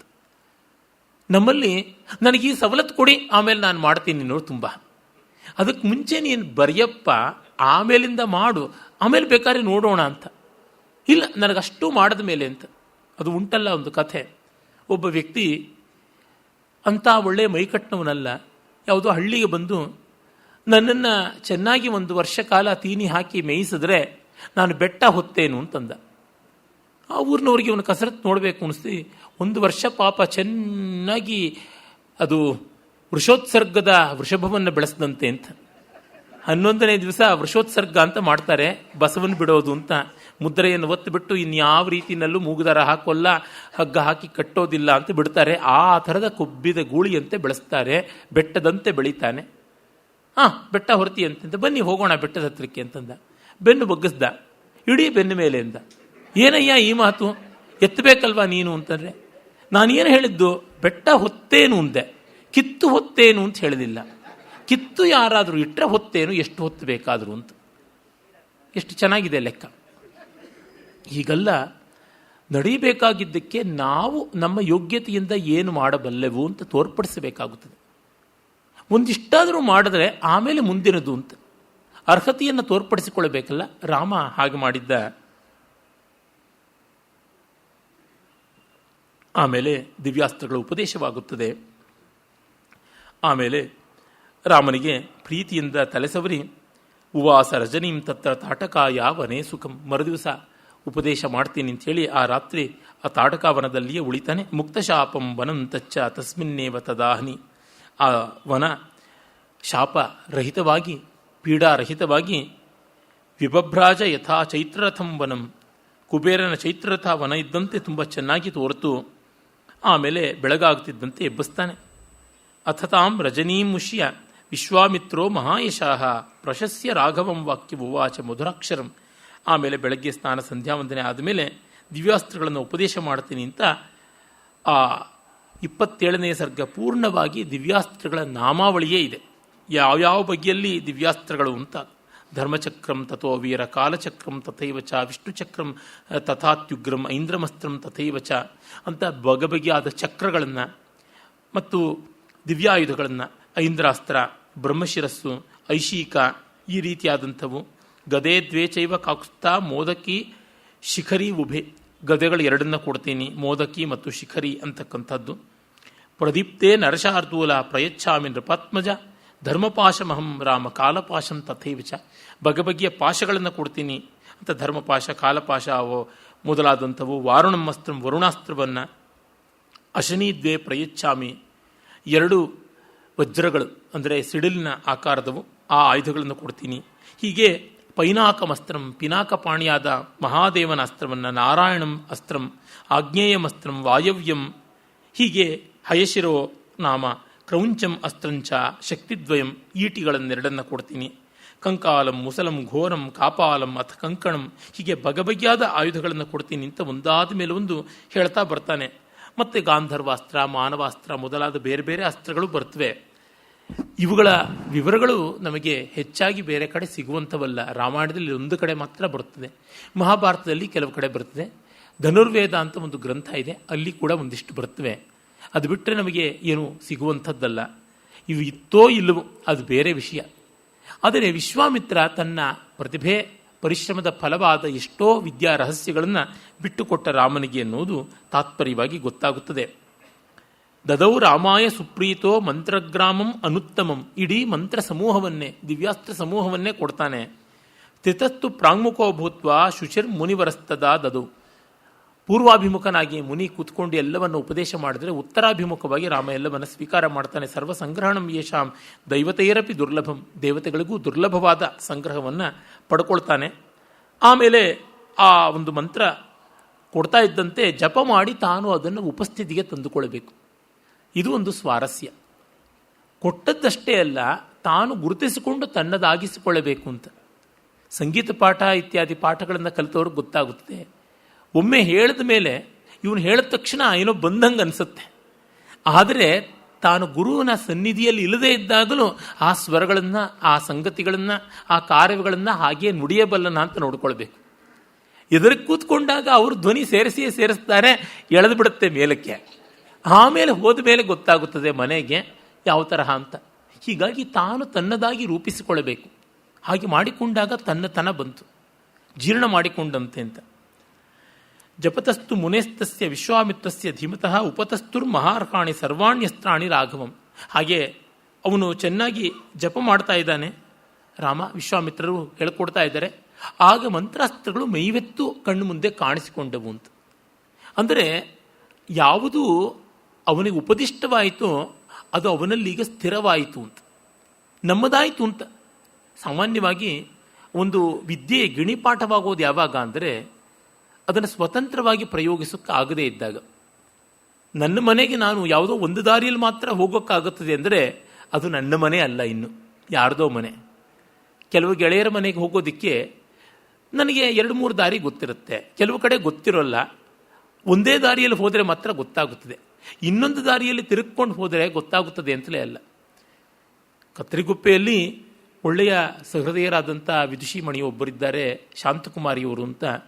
ಸಾಹಿತ್ಯವನ್ನು ಕುರಿತು ಚೆನ್ನಾಗಿ ಆಲೋಚನೆ ಮಾಡಿದವರು, ಮಂಕುತಿಮ್ಮನ ಕಗ್ಗದ ಬಗ್ಗೆ, ಭೈರಪ್ಪನವರ ಕಾದಂಬರಿಗಳ ಬಗ್ಗೆ, ಇನ್ನೂ ಅನೇಕ ವಿಷಯಗಳ ಬಗ್ಗೆ ಚೆನ್ನಾಗಿ ಬರೆದವರು. ಪೂತಿನ ಅವರ ಸಾಹಿತ್ಯದ ಬಗ್ಗೆ ಎಲ್ಲ ನನಗೆ ಅವರು ಹಲವು ವರ್ಷಗಳಿಂದ ಪರಿಚಿತರು, 7-8 ವರ್ಷಗಳಿಂದ. ಆದರೆ ಅವ್ರ ಮನೆಗೆ ಹೋಗೋದಕ್ಕೆ ಯಾವುದೋ ಒಂದೇ ದಿಕ್ಕಿನ ದಾರಿ ಮಾತ್ರ ಗೊತ್ತಿತ್ತು. ರಿಂಗ್ ರೋಡಿಂದ ಹೋಗ್ಬಿಟ್ಟು ಅದು ಹೆಂಗೋ ತಿಳ್ಕೊಂಡು ನರಸಿಂಹಸ್ವಾಮಿ ಪಾರ್ಕ್ ಮೂಲಕವಾಗಿ ಯಾವುದೋ ಒಂದು ಕಡೆಯಿಂದ ಬರತಕ್ಕಂಥದ್ದು. ಇನ್ನೊಂದು ಕಡೆ ವಿದ್ಯಾಪೀಠದ ರಸ್ತೆ ಕಡೆಯಿಂದ ಅವ್ರ ಮನೆಗೆ ಹೋಗೋದು ಹೇಗೆ ಅಂತ ಗೊತ್ತಿರಲಿಲ್ಲ. ಅವ್ರ ಮನೆಯಿಂದ ಹೊರಗೆ ಬರೋವಾಗ ಈ ಕಡೆ ಗೋಖಲೆ ಇನ್ಸ್ಟಿಟ್ಯೂಟಿಗೆ ಬರಬೇಕು ಅಂದಾಗ ಒಂದು ದಾರಿಯಲ್ಲಿ ಬರ್ತಿದ್ದೆ. ಆ ದಾರಿಯಲ್ಲಿ ವಾಪಸ್ ಹೋದರೆ ಗೊತ್ತಾಗುತ್ತದೆ ಅಂತ ಪ್ರಜ್ಞೆ ಇಷ್ಟೋ ಕಾಲ ಬರಲಿಲ್ಲ. ಕನ್ಫ್ಯೂಸ್ ಆಗ್ತಾ ಇತ್ತು. ಎಲ್ಲೆಲ್ಲೋ ಹೋಗಿ ಅಲ್ಲಲ್ಲೇ ಚಕ್ರವಾಳ ಸುತ್ತಾಗ್ತಾ ಇರತಕ್ಕಂಥದ್ದು, ಕಮ್ಯುನಿಸ್ಟರ ವಾದಗಳಲ್ಲಿ ಸಿಕ್ಕಾಕ್ಕೊಂಡು ಆಚೆಗೆ ಬರೋಕ್ಕಾಗದೆ ತೊಳಲಾಡೋ ತರಹ ಹಾಗಾಗ್ತಾ ಇತ್ತು. ಆಮೇಲೆ ಖುದ್ದಾಗಿ ಹಠ ಹಿಡಿದು ಆ ಕಡೆ ಈ ಕಡೆ ಓಡಾಡಿ ಹಾದಿ ಕೆಟ್ಟ ಮೇಲೆ ಬುದ್ಧಿ ಬರೋದು, ಹುಡುಕಾಡಿದ ಮೇಲೆ ಮತ್ತೆ ಗೊತ್ತಾಯಿತು ಇದಂ ಇತಿ ಅಂತ ನಿಶ್ಚಯ ಬಂತು. ಹಾಗೆ ಬಂದರೂ ಕೆಲವೊಮ್ಮೆ ಹೆಚ್ಚು ಕಡಿಮೆ ಆಗ್ತಿರತ್ತೆ. ಅಂದರೆ ಒಂದು ಜಾಗಕ್ಕೆ ಯಾವ ದಾರಿಯಿಂದಲೂ ಹೋಗ್ಬೋದು ಅಂದಾಗ ಅದು ನಮ್ಮ ಜಾಗ ಅಂತ. ಈಗ ಒಂದು ರಾಗವನ್ನು ಯಾವುದೋ ಒಂದು ಕಡೆಯಿಂದ ಮಾತ್ರ ಎತ್ತುಗಡೆ ಮಾಡ್ಕೊಳಕ್ಕಾಗುತ್ತೆ, ಇಲ್ಲದೇ ಆಗೋದಿಲ್ಲ. ಷಡ್ಜದಿಂದ ಹಿಡಿಯೋಕ್ಕಾಗುತ್ತೆ, ಪಂಚಮದಿಂದ ಹಿಡಿಯೋಕ್ಕಾಗುತ್ತೆ, ಅಂತಂದರೆ ಆ ರಾಗ ನಮಗೆ ವಶವಾಗಿಲ್ಲ ಅಂತ ಅರ್ಥ. ಇನ್ಯಾವುದೋ ಒಂದು ಮಟ್ಟನ್ನು ಇಮಿಟೇಟ್ ಮಾಡ್ತಾ ಇದ್ದೀವಿ ನಾವು ಅಷ್ಟೇ ಹೊರತುನುವೆ ರಾಗವನ್ನು ಹಾಡ್ತಿಲ್ಲ ಅಂತ. ಹಾಗಲ್ಲದೆ ಎಲ್ಲಿಂದಲೂ ಹೇಗಿಂದಲೂ ನೋಡಬಲ್ಲವರಾದರೆ ನಮ್ಮ ಮನೆಗಳಿಗೆ ನಮ್ಗೆ ಆ ಸೌಲಭ್ಯ ಇರ್ತದೆ. ಯಾವ ಕಡೆಯಿಂದ ಬಿಟ್ಟರೂ ಅಲ್ಲಿಗೆ ನಾವು ಬರ್ತೀವಿ. ಆ ರೀತಿಯ ಪ್ರತ್ಯಭಿಜ್ಞಾನ ಬರುವುದಿದೆಯಲ್ಲ, ಅದು ಬಹಳ ಮುಖ್ಯ. ಆ ರೀತಿಯಲ್ಲಿ ಬಂದಾಗ ಅದು ಸಾಕ್ಷಾತ್ಕೃತವಾಗುತ್ತದೆ. ಇಲ್ಲಿ ವಿದ್ಯಾ ರಹಸ್ಯವಾದರೂ ಹೀಗೆ ರಾಮನಿಗೆ ಅದು ದೃಢಮೂಲವಾಗುತ್ತದೆ. ಆಮೇಲೆ ರಾಮನಿಗೆ ಅವೆಲ್ಲ ಬಂದು ನಮಸ್ಕಾರ ಮಾಡುತ್ತವೆ. ಯದ್ಯದಿಚ್ಛಸಿ ಭದ್ರಂತೆ ತತ್ಸರ್ವಂ ಕರಮಾಮವೈ ಕಿಂಕರಾಸ್ತವ ರಾಘವ, ನಿನ್ನ ಕಿಂಕರರಾಗಿದ್ದೀವಿ, ನೀನು ಏನು ಹೇಳಿದ್ರೆ ಅದು ನಡೆಯುತ್ತದೆ ಅಂತ. ಆಗ ತಥೋ ರಾಮ ಪ್ರಸನ್ನಾತ್ಮ ತೈರಿತ್ಯುಕ್ತೋ ಮಹಾಬಲೈ ಪ್ರದಗೃಹ್ಯ ಚ ಕಾಕುತ್ಥ ಸಮಾಲಭ್ಯ ಚ ಪಾಣಿನ ಮನಸಾ ಮೇ ಭವಿಷ್ಯಧ್ವಂ ತಾನ್ ಅಭ್ಯಚೋದಯತ್, ನಾನು ನೆನೆದಾಗ ನೀವು ಬರಬೇಕು, ನನಗೆ ಬೆಂಬಲ ಕೊಡಬೇಕು ಅಂತಂದ. ನೋಡಿ, ನೆನೆದೊಡನೆ ಅದು ಪೂರ್ತಿ ಚಿತ್ರಣ ಬರಬೇಕು ಅಂದರೆ ಉಪಸ್ಥಿತಿ ಇರಬೇಕು ಅಂತ ಅರ್ಥ. ಧಾರಣೆಯಲ್ಲಿರಬೇಕು ಅಂದರೆ ನಿತ್ಯ ಅದನ್ನು ಪ್ರಯೋಗ ಮಾಡ್ತಾ ಇರಬೇಕು ಅಂತ. ನೆನೆದಾಗ ಬರೋದು ಯಾವಾಗ? ಜ್ಞಾಪಕ ಇದ್ದರೆ ನೆನಕೊಂಡ ತಕ್ಷಣ ಬರುತ್ತೆ. ಜ್ಞಾಪಕ ಇಲ್ಲದೆ ಇದ್ದರೆ ಮರ್ತೋಗಿದೆ ಅಂತ ಮಾತ್ರ ಜ್ಞಾಪಕದಲ್ಲಿರುತ್ತಷ್ಟೆ, ಇನ್ನೇನೂ ಅಲ್ಲ. ವಿದ್ಯೆಗಳಿಗೆ ಅದೇ ನಿರಂತರವಾದ ಅಭ್ಯಾಸ, ಉಪಸ್ಥಿತಿ, ಆವರ್ತನ ಅದು ಇದ್ದೇ ಇರಬೇಕು. ಇಲ್ಲದೇ ಇದ್ದರೆ ಆಗತಕ್ಕಂಥದ್ದಲ್ಲ. ಆವೃತ್ತಿ ಸರ್ವಶಾಸ್ತ್ರಾಣ ಬೋಧಾದಪಿ ಗರಿಯಸಿ ಅಂತನ್ನುವ ಮನುವಿನ ಮಾತು ಆ ದೃಷ್ಟಿಯಿಂದ ಸತ್ಯವಾದದ್ದು. ಎಲ್ಲ ವಿದ್ಯೆಗಳ ಕಲಿಯುವಿಕೆಗಿಂತಲೂ ಅವುಗಳ ಉಪಸ್ಥಿತಿಯೇ ತುಂಬ ದೊಡ್ಡದು ಅಂತ. ಅದರಿಂದಲೇ ಹಿಂದಿನವರು ಕೇಳ್ತಾ ಇದ್ರು, ಏನು ಶಾಸ್ತ್ರಗಳು ಓದಿದ್ದೀರಾ ಅಂತ ಮೊದಲನೇ ಪ್ರಶ್ನೆ ಆದಮೇಲೆ ಎಷ್ಟು ಉಪಸ್ಥಿತಿಯಲ್ಲಿದೆ ಅಂತ. ಕರೆದೊಡನೆ ಎಷ್ಟು ಬರುತ್ತೆ ಅಂತ. ಮನೆ ತುಂಬ ಹಸುಗಳಿವೆ, ಸಗಣಿಗೆ ಮಾತ್ರ ಅವು ಕರೆದರೆ ಒಂದು ಚಟಾಕು ಹಾಲಿಲ್ಲ ಅಂತಂದರೆ ಅದು ಯಾತಕ್ಕೆ? ಮನೆ ಗೊಬ್ಬರವಾ ಗೋಶಾಲೆಯ? ಹೀಗಾಗಿ ಉಪಸ್ಥಿತಿ ಅನ್ನುವುದು ತುಂಬ ತುಂಬ ಮುಖ್ಯವಾದದ್ದು. ಕಟ್ಟ ಕಡೆ ನಮ್ಮ ಬದುಕಿನಲ್ಲೇ ಆದರೂ ಅಷ್ಟೇ. ಎಷ್ಟು ಜನ ಫೇಸ್ಬುಕ್ ಸ್ನೇಹಿತರು ಅಂತಲ್ಲ, ಎಷ್ಟು ಜನ ಮನೆ ಬಾಗಿಲವರೆಗೂ ಬಂದಿರಬಲ್ಲರು ಅಂತ. ವಸುಧೇಂದ್ರ ಅವರದು ಒಂದು ಕಥೆ ಬಹಳ ಸೊಗಸಾದದ್ದು. ಅಲ್ಲಿ ಮೋಹನಸ್ವಾಮಿ ಪುಸ್ತಕದಲ್ಲಿ ಬರ್ತದೆ ಆ ಕಥೆ ಅಂತ ಅನಿಸುತ್ತದೆ. ತಾಯಿಗೆ ಯಾರೂ ಸ್ನೇಹಿತರಿರಲ್ಲ, ಮಗಳಿಗೆ 4,000 ಜನ ಫೇಸ್ಬುಕ್ಕಲ್ಲಿ ಫಾಲೋವರ್ಸ್ ಇರ್ತಾರೆ. ಬಹಳ ಮಾರ್ಮಿಕವಾದ ಕಥೆ. ಆ ರೀತಿಯಲ್ಲಿ ಆದರೆ ಕಷ್ಟ. ಯಾವುದೇ ಒಂದು ವ್ಯವಸ್ಥೆಯಲ್ಲಿ ನಮ್ಮ ಕೈಗೆಟುಕುವುದೇನಿದೆ ಅದು ತುಂಬ ಮುಖ್ಯ. ಅದನ್ನು ಕಂಡಾಗ ನಮ್ರತೆ ಬರುತ್ತದೆ, ಮಿಕ್ಕ ಸಾಧ್ಯತೆಗಳ ಬಗ್ಗೆ ಗೌರವ ಬರುತ್ತದೆ.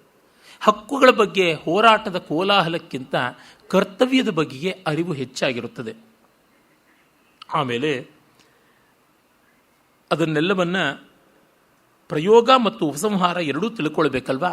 ಈಗ ಉಪಸಂಹಾರವನ್ನು ತಿಳ್ಕೊಳ್ತಾನೆ. ಪ್ರಯೋಗ ಬಂತು, ಉಪಸಂಹಾರ ಅಂತ. ಇದು ತುಂಬ ಮುಖ್ಯ. ದಿವ್ಯಾಸ್ತ್ರಗಳನ್ನು ಪ್ರಯೋಗಿಸುವುದು ಮಾತ್ರವಲ್ಲ, ಅವುಗಳು ತೊಂದರೆ ಮಾಡದಂತೆ ಹಿಂದೆ ತೆಗೆದುಕೊಳ್ಳೋದು ಬಹಳ ದೊಡ್ಡದಾದದ್ದು. ನಾವು ಬಾಯಿ ಹೋದಂತೆ ಮಾತಾಡುವುದು ಮಾತ್ರವಲ್ಲ, ಆ ಮಾತಿಗೆ ಬಾಧ್ಯರಾಗಿ ತಪ್ಪಾದರೆ ಕಾಲಿಗೆ ಬಿದ್ದು ಕ್ಷಮೆ ಕೇಳೋಕ್ಕೂ ಸಿದ್ಧರಾಗಬೇಕಲ್ಲ. ಹೀಗಾಗಿ ಆ ಕ್ಷಮಾಗುಣ, ತಾಳ್ಮೆಯ ಗುಣ, ವಿತ್ಸ್ಟ್ಯಾಂಡಿಂಗ್ ಪವರ್ ಅಂತೀವಲ್ಲ, ಅದೇ ಉಪಸಂಹಾರದಂಥದ್ದು. ಗೃಹೀತಾಸ್ತ್ರೋಸ್ಮಿ ಭಗವನ್ ದುರಾದರ್ಶ ಸುರಾಸುರೈ ಅಸ್ತ್ರಾಣಾಂ ತ್ವಹಮಿಚ್ಛಾಮಿ ಸಂಹಾರಾನ್ ಮುನಿಪುಂಗವ. ಸಂಹಾರ ಅಂದರೆ ಉಪಸಂಹಾರ, ವಿಡ್ರಾಯಲ್ ಅಂತ. ಆಗ ನೋಡಿ, ಇದನ್ನು ವಿಶ್ವಾಮಿತ್ರರು ಹೇಳದೆಯೇ ರಾಮ ಕೇಳಿಕೊಂಡ. ಅವನ ವ್ಯಕ್ತಿತ್ವ ಇಲ್ಲಿ ಗೊತ್ತಾಗುತ್ತದೆ. ಲೋಕವನ್ನೆಲ್ಲ ನಾಶನ ಮಾಡಬೇಕು, ಎಲ್ಲರನ್ನೂ ಬಲಿ ಹಾಕಬೇಕು ಅನ್ನೋ ದೃಷ್ಟಿ ಇದ್ದಿದ್ರೆ ಉಪಸಂಹಾರವನ್ನೇ ತಿಳ್ಕೊಳ್ತಿರ್ಲಿಲ್ಲ. ಬಲವನ್ನು ಪ್ರಯೋಗ ಮಾಡದೆ ಹೇಗೆ ಉಳಿಸ್ಕೊಳ್ಬೇಕು ಅನ್ನೋದು ಒಂದು ತಿಳ್ಕೊಂಡಿರ್ಬೇಕಲ್ಲ. ಕರ್ತುಂ ಅಕರ್ತುಂ, ಮಾಡಿ ಮಾಡದೆಯೂ ಇರತಕ್ಕಂಥದ್ದು ಏನು ಅಂತ ಗೊತ್ತಾಗಬೇಕು. ಆ ಬಾಧ್ಯತೆ ಅನ್ನೋದು ತುಂಬ ಮುಖ್ಯ. ಆ ಬಾಧ್ಯತೆಯನ್ನು ಬಲ್ಲವನಾಗಿದ್ದ. ಆಗ ಸಂಹಾರಾನ್ ವ್ಯಾಜಹಾರಾಥ ಧೃತಿಮಾನ್ ಸುವ್ರತ ಶುಚಿ, ಎಲ್ಲಕ್ಕೂ ಉಪಸಂಹಾರವನ್ನು ಕೂಡ ಹೇಳ್ಕೊಡ್ತಾನೆ. ಮತ್ತೆ ಇನ್ನಷ್ಟು ದಿವ್ಯಾಸ್ತ್ರಗಳನ್ನು ಉಪದೇಶ ಮಾಡ್ತಾನೆ. ಲಕ್ಷ ಲಕ್ಷ್ಯಮಿಮೌ ಚೈವ ದೃಢನಾಭಸುನಾಭಕು ದಶಾಕ್ಷ ಶತವಕ್ತ್ರೌಚ ದಶಶೀರ್ಷ ಶತೋದರವು. ಬಗೆಬಗೆಯ ದಿವ್ಯಾಸ್ತ್ರಗಳು, ಪ್ರಧಾನವಾಗಿ ಮುಕ್ತ ಮುಕ್ತ ಮುಕ್ತ ಮುಕ್ತ ಅನ್ನುವ ಅಸ್ತ್ರ ಪ್ರಭೇದಗಳು, ಶಸ್ತ್ರ ಪ್ರಭೇದಗಳು. ಜೃಂಭಕಂ ಸರ್ವನಾಭಂಚ ಸಂಧಾನ ವರ್ಣವು ತಥಾ ವೃಷಾಶ್ವತನಯಾನ್ ರಾಮ ಭಾಸ್ವರಾನ್ ಕಾಮರೂಪಿಣ ಅಂತ ವೃಷಾಶ್ವನ ಮೂಲಕ ತನಗೆ ಬಂದಂಥ ಎಲ್ಲ ದಿವ್ಯಾಸ್ತ್ರಗಳನ್ನು ಮತ್ತೆ ಮತ್ತೆ ಕೊಡ್ತಾನೆ. ಆಗ ಅವುಗಳು ಕೇಚಿತ್ ಅಂಗಾರ ಸದೃಶಾಹ ಕೇಚಿತ್ ಧೂಮೋಪಮಾಸ್ತಥ, ಕೆಲವು ಕೆಂಡಗಳಂತೆ, ಕೆಲವು ಹೊಗೆಯ ಸುಳಿಗಳಂತೆ ಎಲ್ಲ ಇದ್ದವು. ಚಂದ್ರಾರ್ಕ ಸದೃಶ ಕೇಚಿತ್ ಪ್ರವಾಂಜಲಿ ಪುಟಸ್ತಥ, ಸೂರ್ಯ ಚಂದ್ರರಂತೆ ಧಗಿಸ್ತಕ್ಕಂಥವು ಕೈ ಮುಗಿದುಕೊಂಡು ರಾಮನ ಮುಂದೆ ಬರುತ್ತವೆ. ಆಮೇಲೆ ಅವರೆಲ್ಲರಿಗೂ ಮತ್ತೆ ಇವನಿದೇ ಹೇಳ್ತಾನೆ, ನೀವು ನನಗೆ ನೆನೆದಾಗ ಬನ್ನಿ ಅಂತ ಹೇಳಿ. ಆಮೇಲೆ ಇಷ್ಟು ಉಪದೇಶವಾದಾಗ ಲಕ್ಷ್ಮಣನಿಗೆ ಏನು ಮಾಡ್ದ ಅದನ್ನು ಹೇಳುವುದೇ ಇಲ್ಲ. ವ್ಯಾಖ್ಯಾನಕಾರರು ತಿಳಿಸ್ತಾರೆ, ಅಷ್ಟನ್ನು ರಾಮ ಲಕ್ಷ್ಮಣನಿಗೂ ಉಪದೇಶ ಮಾಡದ ಅಂತ.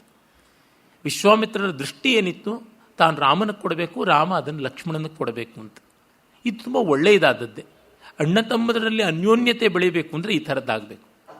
ಹಾಗೆ ಮಾಡಿಕೊಟ್ಟದ್ದು ಅಂತ ವ್ಯಾಖ್ಯಾನಕಾರರುಗಳು ತಿಳಿಸ್ತಾರೆ. ಆಮೇಲೆ ಅವರು ಹೊರಡ್ತಾರೆ.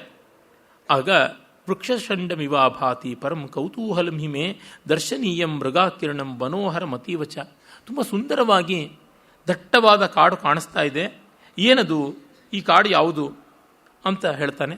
ಅದು ವಿಶ್ವಾಮಿತ್ರರ ಆಶ್ರಮ ಬರ್ತಾ ಇರುತ್ತೆ ಅಲ್ಲಿಗೆ, ಸಿದ್ಧಾಶ್ರಮ ಅಂತ, ವಾಮನ ತಪಸ್ಸು ಮಾಡಿದ ಜಾಗ. ಇಷ್ಟು ಒಳ್ಳೆಯ ಪರಿಸರದಲ್ಲಿ ನಿಮ್ಮ ಯಜ್ಞಕ್ಕೆ ಆಶ್ರಮಕ್ಕೆ ತೊಂದರೆ ಮಾಡತಕ್ಕಂಥವ್ರು ಎಲ್ಲಿದ್ದಾರೆ, ಯಾವ ಥರ ಅಂತ ಕೇಳ್ತಾನೆ. ಆಗ ಅವರು ವಿವರ ಕೊಡೋಕ್ಕೆ ಆರಂಭ ಮಾಡ್ತಾರೆ. 29ನೇ ಸರ್ಗ ಮೊದಲಾಗುತ್ತದೆ. ಯಹ ರಾಮ ಮಹಾಬಾಹೋ ವಿಷ್ಣುರ್ ದೇವವರಃ ಪ್ರಭು ವರ್ಷಾಣಿ ಸುಬಹೂನೀಹ ತಥಾ ಯುಗಶತಾನಿ ಚ ತಪಶ್ಚರಣಯೋಗಾರ್ಥಂ ಉವಾಸ ಸುಮಹಾತಪಾಹ ಏಷ ಪೂರ್ವಾಶ್ರಮೋ ರಾಮ ವಾಮನಸ್ಯ ಮಹಾತ್ಮನಃ. ಹಿಂದೆ ವಾಮನ ರೂಪಿಯಾಗಿ ನಾರಾಯಣ ಅವತರಿಸಿದವನು ಈ ಪ್ರದೇಶದಲ್ಲಿಯೇ ಅನೇಕ ಕಾಲ ತಪಸ್ಸು ಮಾಡ್ತಿದ್ದ ಅಂತ. ನಮಗೆಲ್ಲ ಗೊತ್ತಿರುವಂತೆ ಅದಿತಿ ಮತ್ತು ಕಶ್ಯಪರ ಮಗ ವಾಮನ. ಆತ ಒಟ್ಟು ವೇಷಧಾರಿಯಾಗಿ 8ನೇ ವಯಸ್ಸಿಗೇನೆ ಹೋಗಿ ಬಲಿಚಕ್ರವರ್ತಿಯನ್ನು ಗೆದ್ದು ಬಂದ ಅಂತ ಅನ್ನುವ ಕಥೆ ನಮಗೆಲ್ಲ ತಿಳಿದಿರತಕ್ಕಂಥದ್ದು. ಅದಾದ ಮೇಲೆ ಅನೇಕ ವರ್ಷ ಇಲ್ಲಿ ತಪಸ್ಸು ಮಾಡಿದ ಅಂತ. ವಾಮನಾವತಾರದ ಪರಮಾರ್ಥ ಆಮೇಲೆ ನಮಗೆ ಗೊತ್ತಾಗಲ್ಲ. 3 ಹೆಜ್ಜೆಗಳಲ್ಲಿ ಜಗತ್ತನ್ನು ಅಳೆದು ಬಲಿಯನ್ನು ಮೆಟ್ಟಿದ್ದಾದ ಮೇಲೆ ಇಲ್ಲ. ಅದಕ್ಕೂ ನಮ್ಮವರು ಈ ಕಮ್ಯುನಿಸ್ಟರು, ಈ ವಿದೇಶಿ ವಿದ್ವಾಂಸರುಗಳು ವ್ಯಾಖ್ಯಾನಗಳನ್ನು ಮಾಡಿದ್ದಾರೆ. ಬಲಿ ಒಳ್ಳೆಯವನು, ಅವನನ್ನು ಮೆಟ್ಟಿಬಿಟ್ಟ ವಾಮನ ಅಂತೆಲ್ಲ. ಈ ಎಲ್ಲ ಕಥೆಗಳು ನಿಮಗೆ ತಿಳಿದದ್ದು ಇಲ್ಲಿಂದಲೇ ತಾನೆ. ಅಲ್ಲಿರುವ ಏಕಮುಖವಾದ ಸತ್ಯವನ್ನು ಯಾಕೆ ತಗೊಳ್ತಿದ್ದೀರಾ, ಅನೇಕ ಮುಖವಾಗಿರ್ತಕ್ಕಂಥದ್ದು ಯಾತಕ್ಕೆ ತಗೊಳ್ಳಲ್ಲ ಅಂತಂದು ಪ್ರಶ್ನೆ. ಮತ್ತು ಬಲಿಯನ್ನೋನು ದೂರದವನು ಏನೂ ಅಲ್ಲವೇ ಅಲ್ಲ. ನಮಗೆಲ್ಲ ಗೊತ್ತಿರುವಂತೆ ದೇವತೆಗಳು ರಾಕ್ಷಸರು ಒಂದೇ ತಂದೆಗೆ ಅಕ್ಕ ತಂಗಿಯರಾದಂಥ ತಾಯಂದರಿಗೆ ಹುಟ್ಟಿದವರು ಅಂತ. ಅವರೇನು ಮಲತಾಯಿಯರೇನು ಬೇರೆ ಬೇರೆ ಜನಾಂಗದವರೆಲ್ಲ, ಬೇರೆ ಬೇರೆ ಲೋಕದವರೆಲ್ಲ. ಅದಿತಿ ಮೊದಲಾದ ಅಷ್ಟೂ ಜನರು, ಕಶ್ಯಪ ಪ್ರಜಾಪತಿಯ ಪತ್ನಿಯರ ಅಷ್ಟೂ ಜನರು ಕೂಡ ದಕ್ಷನ ಮಕ್ಕಳು ಅಂತ ಸ್ಪಷ್ಟವಾಗಿ ಗೊತ್ತಾಗುತ್ತದೆ. ಹಾಗಾಗಿ ಆ ತಾಯಂದರಿಗೂ ಒಬ್ಬನೇ ತಂದೆ, ಒಬ್ಬಳೇ ತಾಯಿ. ಇನ್ನು ಅವರು ಮದುವೆ ಆಗಿದ್ದು ಒಬ್ಬನನ್ನೇ, ಕಶ್ಯಪ ಪ್ರಜಾಪತಿಯನ್ನ. ಮತ್ತೆ ಹೀಗೆ ಅವರು ಹುಟ್ಟಿದವರೆಲ್ಲರೂ ಕೂಡ ಒಂದೇ ರಕ್ತದವರು ಅಂದಮೇಲೆ ಜನಾಂಗೀಯ ದ್ವೇಷ ಎಲ್ಲಿ ಬಂತು? ಇದೆಲ್ಲ ಕಟ್ಟುಕತೆ ಅಂತ. ಹಾಗಿದ್ರೆ ಇದ್ಯಾಕೆ ಕಟ್ಟುಕತೆ ಆಗಬಾರ್ದು? ಅದಕ್ಕೆ ಮಾತ್ರ ಇಲ್ಲ. ಕೊಂದದ್ದು ಸತ್ಯ, ಅರೆ ಒಂದೇ ಮೂಲದವರು ಅಣ್ಣ ತಮ್ಮಂದರು ಅಂತ ಅನ್ನೋದು ಮಾತ್ರ ಸತ್ಯವಲ್ಲ ಅಂತ. ಆಧಾರ ಯಾವುದು? ಅವರ ಆಗ್ರಹವೇ ಆಧಾರ, ಮತ್ತಿನ್ಯಾವುದೂ ಆಧಾರವಿಲ್ಲ. ಇದಕ್ಕೆಲ್ಲಾದರೂ ಬೆಲೆ ಉಂಟೆ? ಖಂಡಿತ ಇಲ್ಲ. ಮತ್ತು ಈಗ ಸ್ಪಷ್ಟವಾಗಿ ಅಧ್ಯಯನಗಳಿಂದ, ಸಂಶೋಧನೆಯಿಂದ ಗೊತ್ತಾಗ್ತಾ ಇದೆ, ನಮ್ಮ ಭಾರತಕ್ಕೆ ಯಾರೂ ಹೊರಗಿನಿಂದ ಆಕ್ರಮಣಶೀಲರಾಗಿ ಸನಾತನ ಧರ್ಮೀಯರು ಅಂತ ಬಂದದ್ದಲ್ಲ, ತದ್ವಿರುದ್ಧವಾಗಿದೆ.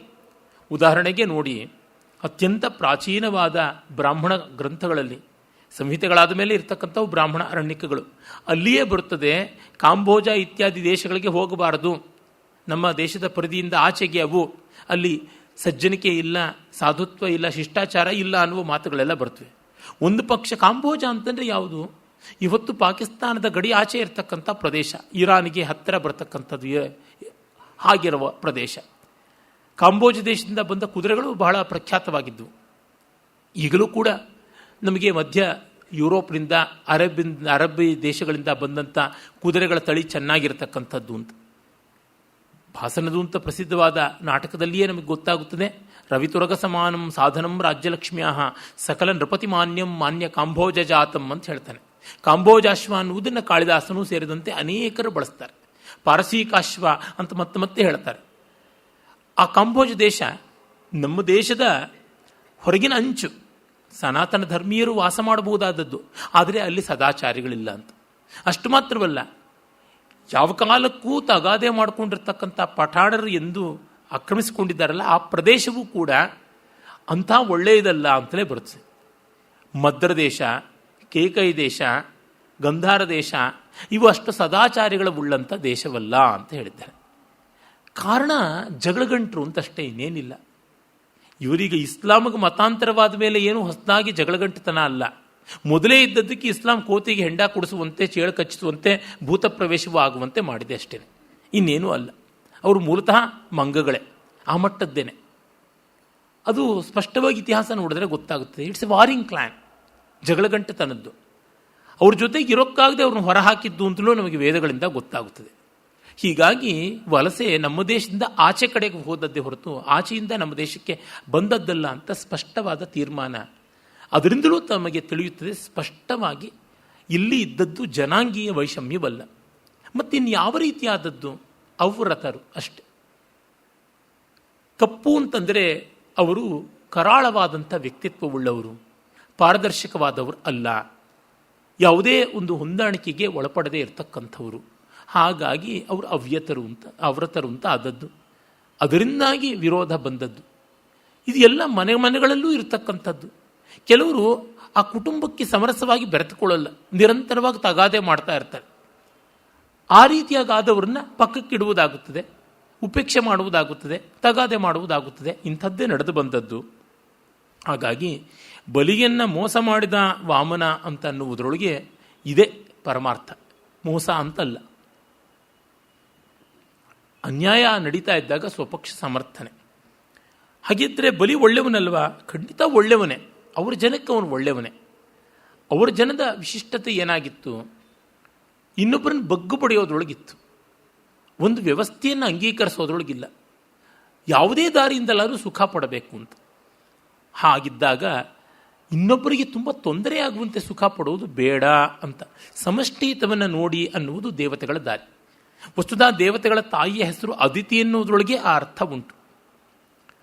ಅವಖಂಡನೆ ಅನ್ನುವ ಧಾತುವಿನಿಂದ ಬಂದಿರತಕ್ಕಂಥ ಶಬ್ದ. ಒಡಕು ತರುವುದು ಅನ್ನುವುದು ದಿತಿ ಅನ್ನುವುದರ ಲಕ್ಷಣ. ಸೀಳುವುದು ಅಂತ, ಭೇದ ಮಾಡುವುದು ಅಂತ. ಅದಿತಿ ಸೀಳದೇ ಇರುವುದು, ಬೆಸೆಯುವುದು ಅನ್ನೋದು ಆದಿತ್ಯರ ಲಕ್ಷಣ.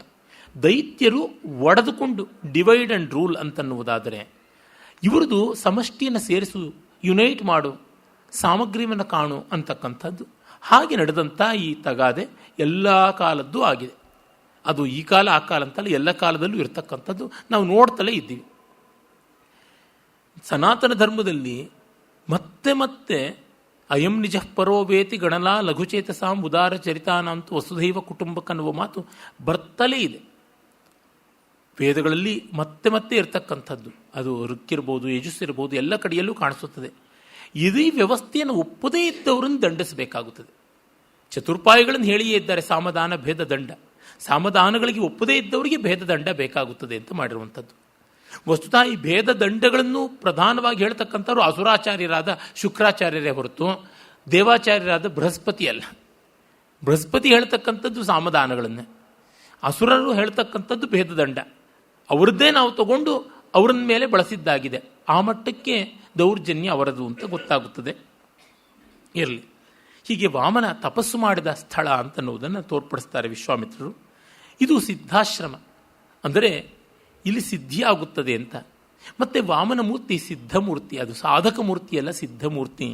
ಮಿಕ್ಕವರಿಗೆ ಉಪದೇಶಕ್ಕಾಗಿ, ಮಿಕ್ಕವರಿಗೆ ಮಾರ್ಗದರ್ಶನಕ್ಕೆ ಒಂದು ಮಾದರಿಯಾಗುವಂತೆ ತಪೋಮೂರ್ತಿಯಾದದ್ದು ಅಂತ.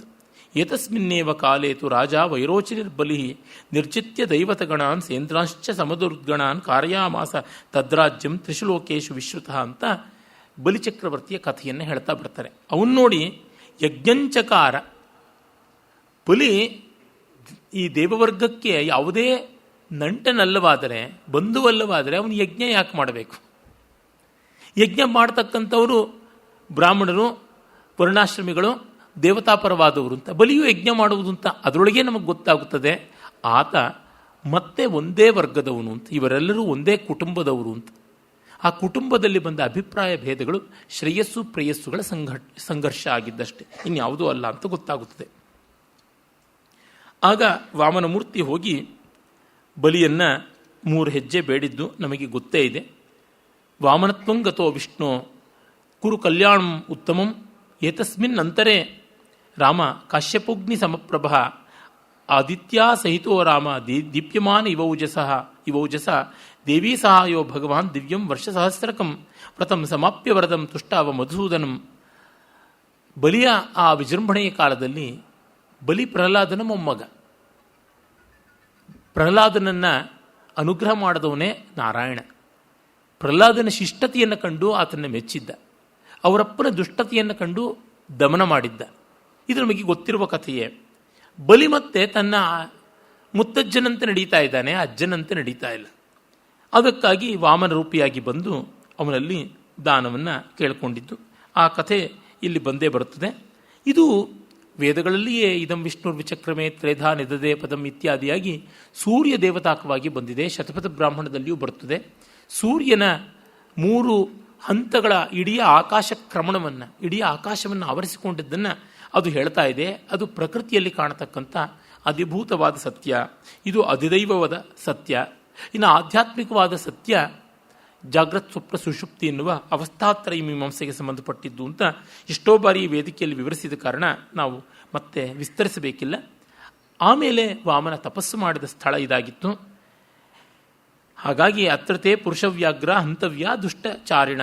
ಇಲ್ಲಿ ನೀನು ಈ ಯಜ್ಞ ವಿರೋಧಿಗಳಾದವರನ್ನು ಕೊಲ್ಲಬೇಕಾಗಿದೆ ಅಂತ. ಯಜ್ಞವೇ ಹಂಚಿ ಬಾಳುವ ಲಕ್ಷಣ. ಅದಕ್ಕೆ ವಿರೋಧಿಗಳಾದವರ ಬಗೆಗೆ ನಡೀತಕ್ಕಂಥದ್ದು. ನಿಜವಾಗಿ ಕಮ್ಯುನಿಸ್ಟ್ಗಳಿಗೆ ಹಂಚಿ ಬಾಳುವುದರ ಬಗ್ಗೆ ಗೌರವವಿದ್ದರೆ ಯಜ್ಞವನ್ನು ಗೌರವಿಸಬೇಕಿತ್ತು. ಅವ್ರು ಹೇಳ್ಕೊಳ್ಳೋದು ತಮ್ಮ ಸಿದ್ಧಾಂತ ಇದು ಅಂತ. ಅರೆ ಮಾಡುವುದು ಅನಾಚಾರ, ಮನೆ ಮುಂದೆ ಬೃಂದಾವನ, ಅದು ಗೊತ್ತೇ ಇದೆ ನಮಗೆ. ಆಮೇಲೆ ಅಲ್ಲಿ ಋಷಿಗಳೆಲ್ಲ ಬಂದು ಸ್ವಾಗತವನ್ನು ಕೋರ್ತಾರೆ. ತಂದೃಷ್ಟ್ವಾ ಮುನಯ ಸರ್ವೇ ಸಿದ್ಧಾಶ್ರಮ ನಿವಾಸಿನಃ ಉತ್ಪತ್ತ್ಯೋತ್ಪತ್ತ್ಯ ಸಹಸ ವಿಶ್ವಾಮಿತ್ರಂ ಅಪೂಜಯನ್. ಬಂದು ಆನಂದದಿಂದ ವಿಶ್ವಾಮಿತ್ರರಿಗೆ ಆರಾಧನೆ ಮಾಡ್ತಾರೆ. ರಾಮನನ್ನು ಲಕ್ಷ್ಮಣನನ್ನು ಸ್ವಾಗತಿಸ್ತಾರೆ. ಆಮೇಲೆ ಯಜ್ಞ ದೀಕ್ಷೆಯನ್ನು ಸ್ವೀಕರಿಸಬಹುದು ಅಂತ ರಾಮನೇ ಕೇಳ್ತಾನೆ. ನೋಡಿ, ಆತನ ಮನೋಧರ್ಮ ಎಷ್ಟು ಪಟುವಾದದ್ದು, ಪ್ರಾಂಜಲವಾದದ್ದು. ನೀವು ಯಜ್ಞಕ್ಕೆ ತಡ ಮಾಡಬೇಡಿ, ಈಗಿಂದಲೇ ದೀಕ್ಷೆ ಸ್ವೀಕರಿಸಿ, ನಾವು ರಕ್ಷಣೆ ಮಾಡೋಕ್ಕೆ ಸಿದ್ಧರಾಗಿದ್ದೀವಿ ಅಂತ. ಇದು ರಾಮ ಎಷ್ಟು ಬೇರೆಯವರ ಕೆಲಸದ ಬಗ್ಗೆ, ತನಗೆ ಒಪ್ಪಿಸಲ್ಪಟ್ಟ ಕಾರ್ಯದ ಬಗ್ಗೆ ಕಾಳಜಿ ಮಾಡ್ತಾನೆ ಅನ್ನೋದರ ಲಕ್ಷಣ. ನಮಗೂ ಸುಧಾರಿಸ್ಕೊಳ್ಳೋಕೆ ಒಂದು 4 ದಿವಸ ಬೇಕು, ಅಲ್ಲಿವರೆಗೂ ತೆಪ್ಪಿಗಿರಿ ಅಂತ ಹೇಳೋದಿಲ್ಲ. ಸಾಮಾನ್ಯ ನಾವು ಆಫೀಸ್ಗೆ ಹೋದ ಮೇಲೆ ಸುಧಾರಿಸ್ಕೋಬೇಕು ಅಂತ ಒಂದು 10-15 ನಿಮಿಷ, ಆಮೇಲೆ ಹೊರಡೋಕ್ಕಿಂತ ಮುಂಚೆ ಸಿದ್ಧವಾಗಬೇಕು ಅಂತ ಒಂದು 10-15 ನಿಮಿಷ, ಊಟ ಮಾಡೋಕ್ಕಿಂತ ಮುಂಚೆ, ಊಟ ಮಾಡಿದ ಮೇಲೆ, ಈ ಥರದ್ದೆಲ್ಲ ರಿಲ್ಯಾಕ್ಸೇಷನ್ಸ್ ಇದ್ದೇ ಇರ್ತದೆ. ರಾಮನಿಗೆ ಹಾಗಲ್ಲ. ಕಾರ್ಯಪಟುತ್ವ ಅಂದರೆ ಆ ಮಟ್ಟದ್ದು. ಈ ರೀತಿಯಾಗಿ ಇಲ್ಲದೇ ಇದ್ದರೆ ಒಳ್ಳೆಯ ನಾಯಕನಾಗುವುದು ಹೇಗೆ? ಅವಿಶ್ರಾಂತನಾಗಿ ದುಡಿಯಬೇಕಾದದ್ದು, ಹೌದಲ್ವ? ಮಹಾಮಹೋಪಾಧ್ಯಾಯ ಆಚಾರ್ಯ ಕಾಣಿಯವರು, ಪಾಂಡುರಂಗ ವಾಮನ ಕಾಣಿಯವರು ಧರ್ಮಶಾಸ್ತ್ರದ ಇತಿಹಾಸ ಬರೆಯುವಾಗ ಅವರಿಗೆ 1ನೇ ಸಂಪುಟ ಬರೆದ ಮೇಲೆ ಡಿಯೋಡಿನಲ್ ಅಲ್ಸರ್ ಆಗಿ ತುಂಬ ಕಷ್ಟಪಡಬೇಕಾಯಿತು. ಅನ್ನನಾಳದ ಅಲ್ಸರ್ ಆಗಿ ವ್ರಣವಾಗಿ ಬಹಳ ಕಷ್ಟಪಟ್ಟರು. ಆಮೇಲೆ ಅವರೆಲ್ಲರೂ ಸ್ವಲ್ಪ ಕೆಲಸ ಕಡಿಮೆ ಮಾಡಿಕೊಳ್ಳಿ, ನಿಮಗೆ ತೊಂದರೆ ಆಗಿದೆ, ಅಸಿಡಿಟಿ ಪ್ರಾಬ್ಲಮ್ ಎಲ್ಲ ಹೆಚ್ಚಾಗಿದೆ ಅಂತ. ಅವರು ಚಿಕಿತ್ಸೆ ಎಲ್ಲ ಮಾಡಿಕೊಂಡ್ರು, ಏನು ಅಂತ ಗುಣ ಕಾಣಲಿಲ್ಲ. ಆಮೇಲೆ ಯೋಚನೆ ಮಾಡಿದ್ರಂತೆ, ಇದಕ್ಕೆ ಉಪಚಾರ ಮಾಡ್ತಾ ಇದ್ರೆ ನನ್ನ ಕೆಲಸ ನಡೆಯೋಲ್ಲ, ನಾನು ಎಷ್ಟೋ ಅಷ್ಟು ಅದಕ್ಕೆ ಮಾಡ್ತೀನಿ ಉಪಚಾರ, ಕೆಲಸ ನಡೆಸ್ಕೊಂಡು ಹೋಗ್ತೀನಿ ಅಂತ. ನೋಡಿ, ಅವರು ತಮ್ಮ 89ನೇ ವಯಸ್ಸಿನಲ್ಲಿಯೂ ಮಧ್ಯಾಹ್ನದೊತ್ತು ಮಲಗದೆ ಪ್ರತಿಷ್ಠರಾಗಿ ಕೆಲಸ ಮಾಡ್ತಾಯಿದ್ರು. ತಲೆ ಮೇಲೆ ಪೇಟ ಏರಿಸ್ಕೊಂಡು, ಪಗಡ, ಮಹಾರಾಷ್ಟ್ರ ಪಗಡಿ ಏರಿಸ್ಕೊಂಡು, ಲೋಕಲ್ ಟ್ರೈನ್ ಹತ್ಕೊಂಡು ಅವರು ರಾಯಲ್ ಏಷ್ಯಾಟಿಕ್ ಸೊಸೈಟಿ ಗ್ರಂಥಾಲಯಕ್ಕೆ ಬರ್ತಾಯಿದ್ರು. ಬಂದು ಕೂತ್ಕೊಂಡು ಗ್ರಂಥಗಳನ್ನೆಲ್ಲ ಎದುರಿಗೆ ಇಟ್ಟುಕೊಂಡು ಟಿಪ್ಪಣಿಗಳನ್ನು ಮಾಡಿಕೊಂಡು ಪ್ರತ್ಯಕ್ಷರವನ್ನು ಅವರೇ ಬರೆದದ್ದು. ಮನೆಗೆ ಹೋಗಿ ಮತ್ತೆಲ್ಲ ಸಜ್ಜು ಮಾಡಿಕೊಂಡು ದೇಶ ವಿದೇಶಗಳಲ್ಲಿರುವ ಹಸ್ತಪ್ರತಿಗಳನ್ನೆಲ್ಲ ತರಿಸ್ಕೊಂಡು ಆ ವಿದ್ವಾಂಸರುಗಳ ಹತ್ರ ಎಲ್ಲ ಸಂವಾದ ಮಾಡಿಕೊಂಡು ಕಡೆಗೆ ನಿಶ್ಚಯವನ್ನು ಏನು ಅಂತ ತೀರ್ಮಾನ ಮಾಡಿಕೊಂಡು ಬರೆದದ್ದು ಅಂತಂದರೆ ಯಾವ ಮಟ್ಟದಲ್ಲಿ ತಮಗೆ ತಾವೇ ತಮ್ಮನ್ನು ಪ್ರೇರಿಸಿಕೊಳ್ಬೇಕು. ಆ ಮೋಟಿವೇಶನ್ ಅನ್ನೋದು ತುಂಬ ಕಷ್ಟ. ತುಂಬ ಜನಕ್ಕೆ ಬದುಕಿಡೀ ಬರೋಲ್ಲ. ಕೆಲವ್ರಿಗೆ 10 ವರ್ಷ, 15 ವರ್ಷ, 20 ವರ್ಷ ಅಷ್ಟೇ ಇರ್ತದೆ. ತುಂಬ ದೀರ್ಘಕಾಲ ಇರುವುದಿಲ್ಲ. ಅಯ್ಯೋ ಮಾಡಿದ್ದೆ ಮಾಡೋದು ಸಾಕಾಗಿದೆ ಅಂತ. ನಮ್ಮಲ್ಲಿ ಎಷ್ಟು ಜನ ಹೇಳ್ತಾರೆ, ಅಯ್ಯೋ ಸಾಕು ಈ ಆಫೀಸ್ಗೆ ಹೋಗೋದು, ಅಯ್ಯೋ ಅಡುಗೆ ಮಾಡೋದು ಸಾಕು, ಅಯ್ಯೋ ಈ ಬಸ್ಸಲ್ಲಿ ಓಡಾಡೋದು ಸಾಕು. ತುಂಬ ಬೇಗ ಫೆಟೀಗ್ ಬರುತ್ತದೆ, ಯಾಮತ್ವ ಬರುತ್ತದೆ. ಆರ್ ಕೆ ಶ್ರೀಕಂಠನ್ ಅವರು ತಮ್ಮ 91-92ನೇ ವಯಸ್ಸಿನಲ್ಲೂ ಕೂಡ ಸಂಗೀತ ಕಚೇರಿ ಅಂದರೆ ಮದುವೆಯ ವರನ ಥರ ಸಿದ್ಧ ಆಗ್ತಾಯಿದ್ರು. ಅವರು ತೀರಿಕೊಳ್ಳೋದಕ್ಕೆ ಕೆಲವು ದಿವಸಗಳ ಮುಂಚೆ ಕೂಡ ಒಂದು ಸಾರ್ವಜನಿಕ ಸಮಾರಂಭ ಬೆಂಗಳೂರಿನ ಮಲ್ಲೇಶ್ವರದ ಸೇವಾ ಸದನದ ಸನ್ನಿವೇಶದಲ್ಲಿ. ಆ ಕಡೆ ನಾನು ಹೊರಡ್ತಾ ಇದ್ದೆ. ಅವರು ಬಾಗಿಲಲ್ಲೇ ನಿಂತಿದ್ರು, ರಸ್ತೆಯಲ್ಲೇ ಯಾರಿಗೋ ಕಾಯ್ತಾ ಇದ್ರು. ನೋಡಿದೆ, ನಾನು ನಮಸ್ಕಾರ ಮಾಡಿದೆ ಅವರಿಗೆ. ಒಳಗೆ ಬನ್ನಿ ಅಂದರು. ಇಲ್ಲ, ಇನ್ನೆಲ್ಲೋ ಹೊರಟಿದ್ದೀನಿ ಅಂತಂದೆ. ಅದು ಇದು ಯೋಗಕ್ಷೇಮ ವಿಚಾರಿಸಿದೆ. ಅವರು ಏನು ಉತ್ಸಾಹದಿಂದ ಇದ್ದರು ಆ ಕಾರ್ಯಕ್ರಮಕ್ಕೆ ಅಂತಂದರೆ, ಅವರು ಎಷ್ಟು ಸಾವಿರ ಕಾರ್ಯಕ್ರಮಗಳು ಕೊಟ್ಟಿರ್ತಾರೆ. ಆದರೂ ನಾನು ಹಾಡಬೇಕು, ಜನಕ್ಕೆ ಸಂತೋಷ ಕೊಡಬೇಕು, ಮಾಡಬೇಕು ಅಂತನ್ನುವ ತವಕ ಇದೆಯಲ್ಲ, ಆ ಹುಮ್ಮಸ್ಸು ಒಂದಿಷ್ಟು ಕೊರತೆಯಾಗಿಲ್ಲ. ಇದು ತುಂಬ ತುಂಬ ದೊಡ್ಡದಾದದ್ದು. ನಿಜವಾಗಿ ಕೆಲಸವನ್ನು ಇಷ್ಟಪಡದೇ ಇದ್ದರೆ ಆ ರೀತಿಯಾಗಿ ಬದುಕೋಕ್ಕಾಗೋದಿಲ್ಲ. ಆ ಮಟ್ಟದಲ್ಲಿ ಮೆಚ್ಚುಗೆ ಇರಬೇಕು. ಯಕ್ಷಗಾನ ಕ್ಷೇತ್ರದಲ್ಲಿ ಚಿಟ್ಟಾಣಿ ರಾಮಚಂದ್ರ ಹೆಗಡೆ ಅವರು ನೋಡಿದ್ರೆ ನನಗೆ ಹಾಗನ್ಸುತ್ತೆ. ಮಧ್ಯದ 85 ವರ್ಷವೋ ಏನೋ ಅವ್ರಿಗೆ ಈಗಲೂ ಬಣ್ಣ ಹಚ್ಚೋದು ಬಿಟ್ಟಿಲ್ಲ. ಅವ್ರು ಏನು ಕುಣಿದಾರು, ಏನು ಮಾಡಿದಾರು ಅಂತ 1000 ಪ್ರಶ್ನೆಗಳು ಕೇಳಬಹುದು. ಅದು ಹಾಗಿರಲಿ, ಎಷ್ಟೊತ್ತು ಮುಖ ಕನ್ನಡಿ ಮುಂದೆ ಇಟ್ಕೊಂಡಿದ್ದನೂ ಬಣ್ಣ ಹಚ್ಕೊಳ್ಳೋದು, ಸುಡಿಸ್ಕೊಳ್ಳೋದು ನಮಗೆ ಯಾಕೆ ಅಂತ ಅನ್ನೋದು ಇಲ್ಲದೆ ಮಾಡ್ತಿದ್ದಾರಲ್ಲ, ಅದು ಬಹಳ ದೊಡ್ಡದಾದದ್ದು. ಯಾವ ಸ್ಫೂರ್ತಿ ಅವರಿಗೆ ಈ ಶಕ್ತಿಯನ್ನು ಕೊಡುತ್ತದೆ, ಯಾವ ಶಕ್ತಿ ಇವರಿಗಿಂತ ಪ್ರೇರಣೆ ಕೊಡುತ್ತದೆ ಅಂತ ನೋಡಿದ್ರೆ ಆಶ್ಚರ್ಯವಾಗುತ್ತದೆ. ರಾಮ ಅದನ್ನು ಮೊದಲಿಂದ ರೂಢಿಸಿಕೊಂಡದ್ದು ಗೊತ್ತಾಗುತ್ತದೆ. ಸೀತಾ ಪರಿತ್ಯಾಗವಾದ ಮೇಲೂ ರಾಮಚಂದ್ರ ಒಂದು 3-4 ದಿವಸ ಹಾಗೆ ಹೀಗೆ ಇದ್ದರಂತೆ, ಮತ್ತೆ ಮಾಮೂಲಿ ಆದ ಅಂತ ಬರೀತಾರೆ ವಾಲ್ಮೀಕಿಗಳು. ರಾಮನ ಕಠೋರತೆ ಅಂತ ಬೈಕೋಬೇಕೋ, ಕಾರ್ಯದೀಕ್ಷೆ ಅಂತ ಮೆಚ್ಚಬೇಕೋ ಹೇಳಿ. ದೊಡ್ಡದು, ಅದು ತುಂಬ ದೊಡ್ಡದಾದ ನಿಲುವು ಅಂತ ಗೊತ್ತಾಗುತ್ತದೆ. ಸಾಮಾನ್ಯರಿಗೆ ಇರೋಕ್ಕಾಗೋಲ್ಲ. ರಾಮನಿಗೆ ಗೌರವ ಇರೋವಂಥದ್ದು ಲಕ್ಷ ಕಾರಣಗಳಿಂದ. ಅದರೊಳಗೆ ಇಂಥದ್ದು ಒಂದು. ಒಡನೊಡನೆ ಆ ಕೆಲಸವನ್ನು ಜ್ಞಾಪಕ ಇಟ್ಟುಕೊಂಡು ಮಾಡಬೇಕು ಅಂತ. ನೋಡಿ, ಕೆಲವರಿಗೆ ಅದೊಂದು ಶಿಸ್ತು ಬಂದಿರುತ್ತದೆ. ನಮ್ಮ ತಂದೆಯವರಿಗೆ ಅಂತಹ ಶಿಸ್ತಿತ್ತು, ನಮ್ಮ ತಾಯಿಯವರಿಗೆ ಹಾಗಲ್ಲ. ಯಾವುದೋ ಮದುವೆಗೆ ಹೋಗಿ ಬಂದರೆ ರೇಷ್ಮೆ ಸೀರೆ ಉಟ್ಕೊಂಡು ಹೋಗಿರ್ತಾರೆ. ಮನೆಗೆ ಬಂದ ತಕ್ಷಣ ಅದನ್ನು ಒಂದು ಕಡೆ ಎಸೀತಾರೆ, ಒಂದು ಮಂಚದ ಮೇಲೆ ಕುಪ್ಪೆ ಹಾಕಿರ್ತಾರೆ. ನಾನು ಮಡಚಬೇಕು, ಇಲ್ಲ ಅವರು ಆಮೇಲಿಂದ ಮಧ್ಯಾಹ್ನದ ಮೇಲೋ ಸಂಜೆ ಮೇಲೋ ಮಡಚ್ತಾರೆ. ಅಮ್ಮ ಯಾಕೆ ಹೀಗೆ ಹಾಕ್ಬಿಟ್ಟಿರೋದು ಅಂದರೆ, ಇಲ್ಲ ಕಣೋ, ಸ್ವಲ್ಪ ಗಾಳಿ ಆಡ್ಕೊಂಡಿರ್ಲಿ ಅಂತಲೇ ಹಾಕಿದ್ದೀನಿ ಇನ್ನೋರು. ಜಟ್ಟಿ ಬಿದ್ದರೂ ಮೀಸೆ ಮಣ್ಣಾಗೋಲ್ಲ ಅಂತಾರಲ್ಲ, ಆ ರೀತಿಯಾಗಿ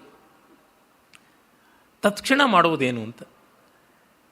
ಅದು ಒಂದು ಮನೋಧರ್ಮವಾಗಿ ರೂಢಿಸಿಕೊಂಡು ಬರಬೇಕಾದದ್ದು. ಆ ಶಿಸ್ತು ಇಲ್ಲದೇ ಇದ್ದರೆ ನಡೆಯುವಂಥದ್ದಲ್ಲ. ಅದನ್ನು ಮಹರ್ಷಿಗಳು ಸೂಚ್ಯವಾಗಿ ಮತ್ತೆ ಮತ್ತೆ ಮತ್ತೆ ಮತ್ತೆ ತೋರಿಸ್ತಾರೆ. ಎದುರಿಗೆ, ಮರೆಯಲ್ಲಿ, ಅಂತರಂಗದಲ್ಲಿ ಇನ್ಯಾರೋ ಜೊತೆ ಮಾತಾಡಿದ್ದು, ಅಂದುಕೊಂಡಿದ್ದು ಎಲ್ಲವೂ ಗೊತ್ತಾಯಿತು ಅಂತ ಆರಂಭದಲ್ಲಿಯೇ ನಾವು ನೋಡಿದ್ವಿ. ಮಹರ್ಷಿಗಳಿಗೆ ಗೊತ್ತಾಯಿತು ಅಂದರೆ ಈ ತರಹ ಶೀಲ ಸ್ವಭಾವಗಳು ನಿಚ್ಚಳವಾದವು ಅಂತ. ಹಾಗಲ್ಲವಾದರೆ ಅಲ್ಲಿ ಇಲ್ಲಿ ಇದನ್ನು ಬಿಟ್ಟುಬಿಡೋದಾಗ್ತಿತ್ತು.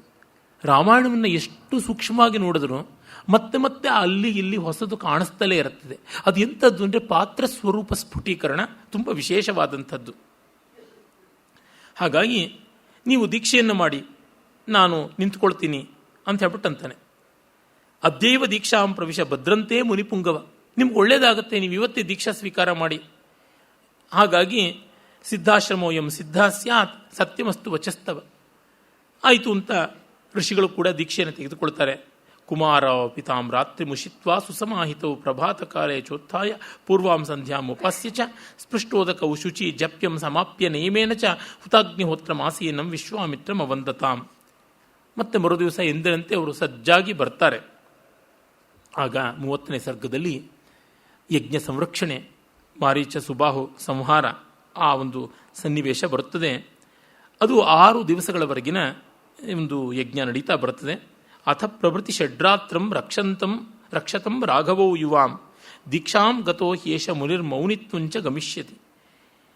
ಆಗ ಮೌನದಲ್ಲಿರ್ತಾರೆ, ವಿಶ್ವಾಮಿತ್ರರು ಮಾತಾಡೋಲ್ಲ, ಯಜ್ಞ ದೀಕ್ಷೆಯಲ್ಲಿರ್ತಾರೆ.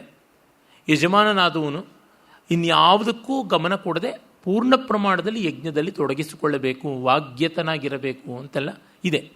ಹಾಗೆ ಅವರು ಇರ್ತಾರೆ. ಮಿಕ್ಕೊಂದು ಯಾವುದೂ ಅದನ್ನು ಕಾಡಬಾರದು ಅಂತ. ಆಮೇಲೆ ಇವರು ಹಾಗೆ ಆಗಲಿ ಅಂತ ಅನಿದ್ರವು ಷಡಹೋರಾತ್ರಂ ತಪೋವನ ಮರಕ್ಷತಾಂ. ನಿದ್ರೆ ಇಲ್ಲದೆ 6 ಹಗಲು 6 ರಾತ್ರಿ ಎಚ್ಚರದಿಂದ ನೋಡ್ತಾರೆ. ಆಮೇಲೆ ಧನುರ್ಧಾರಿಗಳಾಗಿ ಕವಚಧಾರಿಗಳಾಗಿ ನಡೀತಾ ಇದ್ದಾರೆ, ಎಲ್ಲ ಕಾಣ್ತಾ ಇದ್ದಾರೆ. ಆಗ ಪ್ರಜ್ಜ್ವಾಲ ತಥೋ ವೇದಿ ಸೋಪಾಧ್ಯಾಯ ಪುರೋಹಿತ. ಯಜ್ಞವೇದಿಯ ಮೇಲೆ ಅಗ್ನಿ ಸ್ಥಾಪನೆ ಆಗುತ್ತದೆ. ಮಹಾವೇದಿ ಅಂತ ಕರೀತಾರೆ. ಆಹ್ವನೀಯ ಅಲ್ಲಿ ಅಗ್ನಿ ಸ್ಥಿತವಾಗಿ ಮತ್ತೆ ಸದರ್ಭ ಚಮಸ ಸೃಕ್ಕ ಸಸಮಿತ್ ಕುಶ ಸುಮೋಚ್ಚಯ ವಿಶ್ವಾಮಿತ್ರೇಣ ಸಹಿತ ವೇದಿರ್ಜಜ್ವಾಲ ಸರ್ತ್ವಿಜ ಋತ್ವಿಜರ ಜೊತೆಗೆ ವಿಶ್ವಾಮಿತ್ರ ಸೇರಿ ಯಜ್ಞ ಮಾಡುವಾಗ ಎಲ್ಲ ಚರು ದರ್ಭೆ ಚಮಸ ಪುರೋಡಾಶ ಇತ್ಯಾದಿಗಳೆಲ್ಲವೂ ಕೂಡ ರಾಶಿಯಾಗಿವೆ. ಆಗ ಆಕಾಶದಲ್ಲಿ ಕೋಲಾಹಲ ಕಾಣಿಸುತ್ತದೆ, ಕೇಳಿಸುತ್ತದೆ. ಆಕಾಶೇಚ ಮಹಾನ್ ಶಬ್ದ ಪ್ರಾದುರಾಸೀತ್ ಭಯಾನಕ.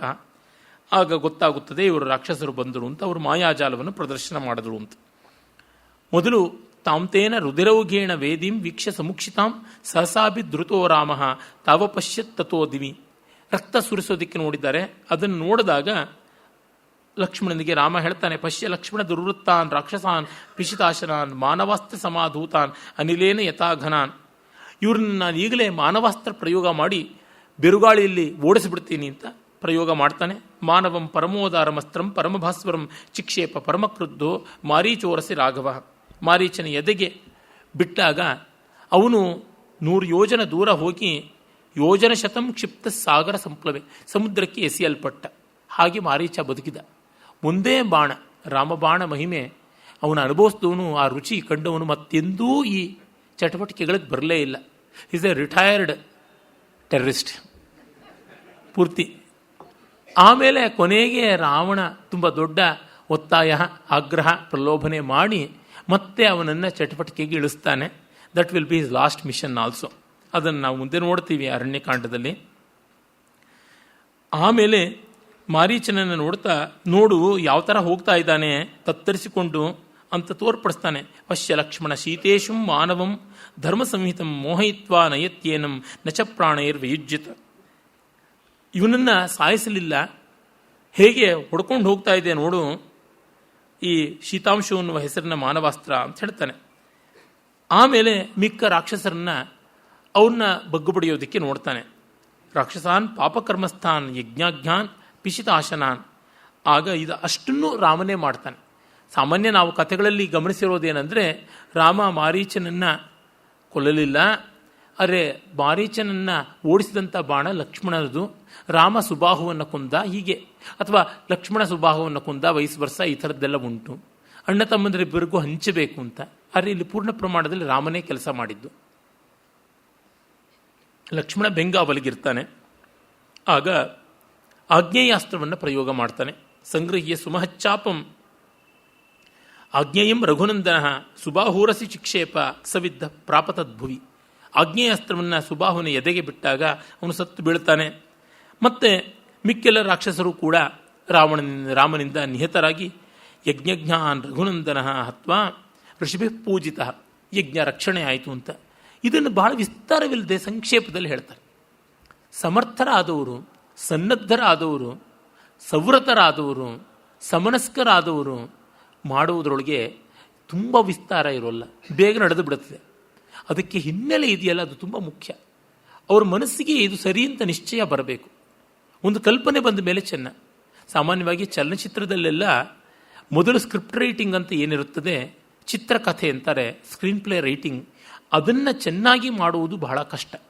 ಒಂದೊಂದು ಸನ್ನಿವೇಶವು, ಒಂದೊಂದು ಫ್ರೇಮ್, ಒಂದೊಂದು ಸೀನ್, ಒಂದೊಂದು ಶಾಟ್ ಅಂತ ಏನಿದೆ ಅಷ್ಟು ವ್ಯವಸ್ಥಿತವಾಗಿ ಹೇಗೆ ಬರೋದು, ಕ್ಯಾಮೆರಾ ಪೊಸಿಷನ್ಸ್ ಯಾವ ರೀತಿಯಾಗಿ, ಲೈಟಿಂಗ್ ಯಾವ ಥರ, ಲೊಕೇಶನ್ ಯಾವ ತರಹ, ಯಾವ ರೀತಿಯಾದ ಕ್ಲೋಸಪ್ಪೆ, ಝೂಮೆ ಅಂಥದ್ದು ಅಂತ ಅನ್ನೋದನ್ನೆಲ್ಲ ಅವರು ಡೈರೆಕ್ಟರ್ ಆದವನು ಕ್ಯಾಮ್ರಾಮನ್ ಜೊತೆಗೆ ಕೂತ್ಕೊಂಡು ಬರ್ಕೋಬೇಕು. ಆರ್ಟ್ ಡೈರೆಕ್ಟ್ರು ಜೊತೆಗಿರ್ತಾನೆ. ಮತ್ತು ಯಾವ್ಯಾವ ಸನ್ನಿವೇಶದಲ್ಲಿ ಎಂತೆಂಥ ಹಾಡುಗಳು ಬೇಕು, ನೃತ್ಯ ಬೇಕು, ಅಥವಾ ಯುದ್ಧ ಸಂಘರ್ಷ ಹೊಡೆದಾಟಗಳು ಯಾವುದು ಬೇಕು, ಅದನ್ನೆಲ್ಲವನ್ನು ಮಾಡಿಕೊಂಡು ಇದಕ್ಕೆ ಯಾವ ಪಾತ್ರಗಳಿಗೆ ಯಾವ ನಟಿಯರು ಆಗುತ್ತಾರೆ ಅಂತ ಅದನ್ನು, ಮತ್ತೆ ಅದಕ್ಕೆ ತಕ್ಕಂತೆ ಸಂಭಾಷಣೆಯನ್ನು ಇಷ್ಟನ್ನೂ ಬರೆಸಿಕೊಂಡು ಸಿದ್ಧ ಮಾಡ್ಕೋಬೇಕು. ಅಂದರೆ ಅವನು ಕಾಸ್ಟ್ ಡೈರೆಕ್ಟರ್, ಅಂದರೆ ಯಾವ್ಯಾವ ಪಾತ್ರಗಳಿಗೆ ಯಾವ್ಯಾವ ನಟರು ಅಂತ, ಅದಕ್ಕಾಗಿ ಕಾಸ್ಟ್ ಡೈರೆಕ್ಟರ್ ಇರ್ತಾನೆ. ಆರ್ಟ್ ಡೈರೆಕ್ಟರ್ ಸೆಟ್ಟಿಂಗ್ಸ್ ಇತ್ಯಾದಿ ಬಗ್ಗೆ. ಕ್ಯಾಮ್ರಾಮನ್ ಅವನೇ ಆ್ಯಂಗಲ್ಸ್ ಆ್ಯಂಡ್ ಲೈಟಿಂಗ್ ಎರಡನ್ನೂ ಕೂಡ ನೋಡ್ತಾನೆ. ಕೆಲವೊಮ್ಮೆ ಲೈಟಿಂಗಿಗೆ ಬೇರೆಯವನೇ ಸಹಕಾರಿಯಾಗಿರ್ತಾನೆ. ಅದಾದ ಮೇಲೆ ಸಂಗೀತ ನಿರ್ದೇಶಕ, ನೃತ್ಯ ನಿರ್ದೇಶಕ, ಮತ್ತು ಅಸಿಸ್ಟೆಂಟ್ ಡೈರೆಕ್ಟರ್, ಲೊಕೇಶನ್ ಮ್ಯಾನೇಜರ್ ಅಂತ ಅವನು ಇರ್ತಾನೆ. ಎಲ್ಲದರ ಮೇಲೆ ತಾನು ನಿರ್ದೇಶಕ ಇರ್ತಾನೆ.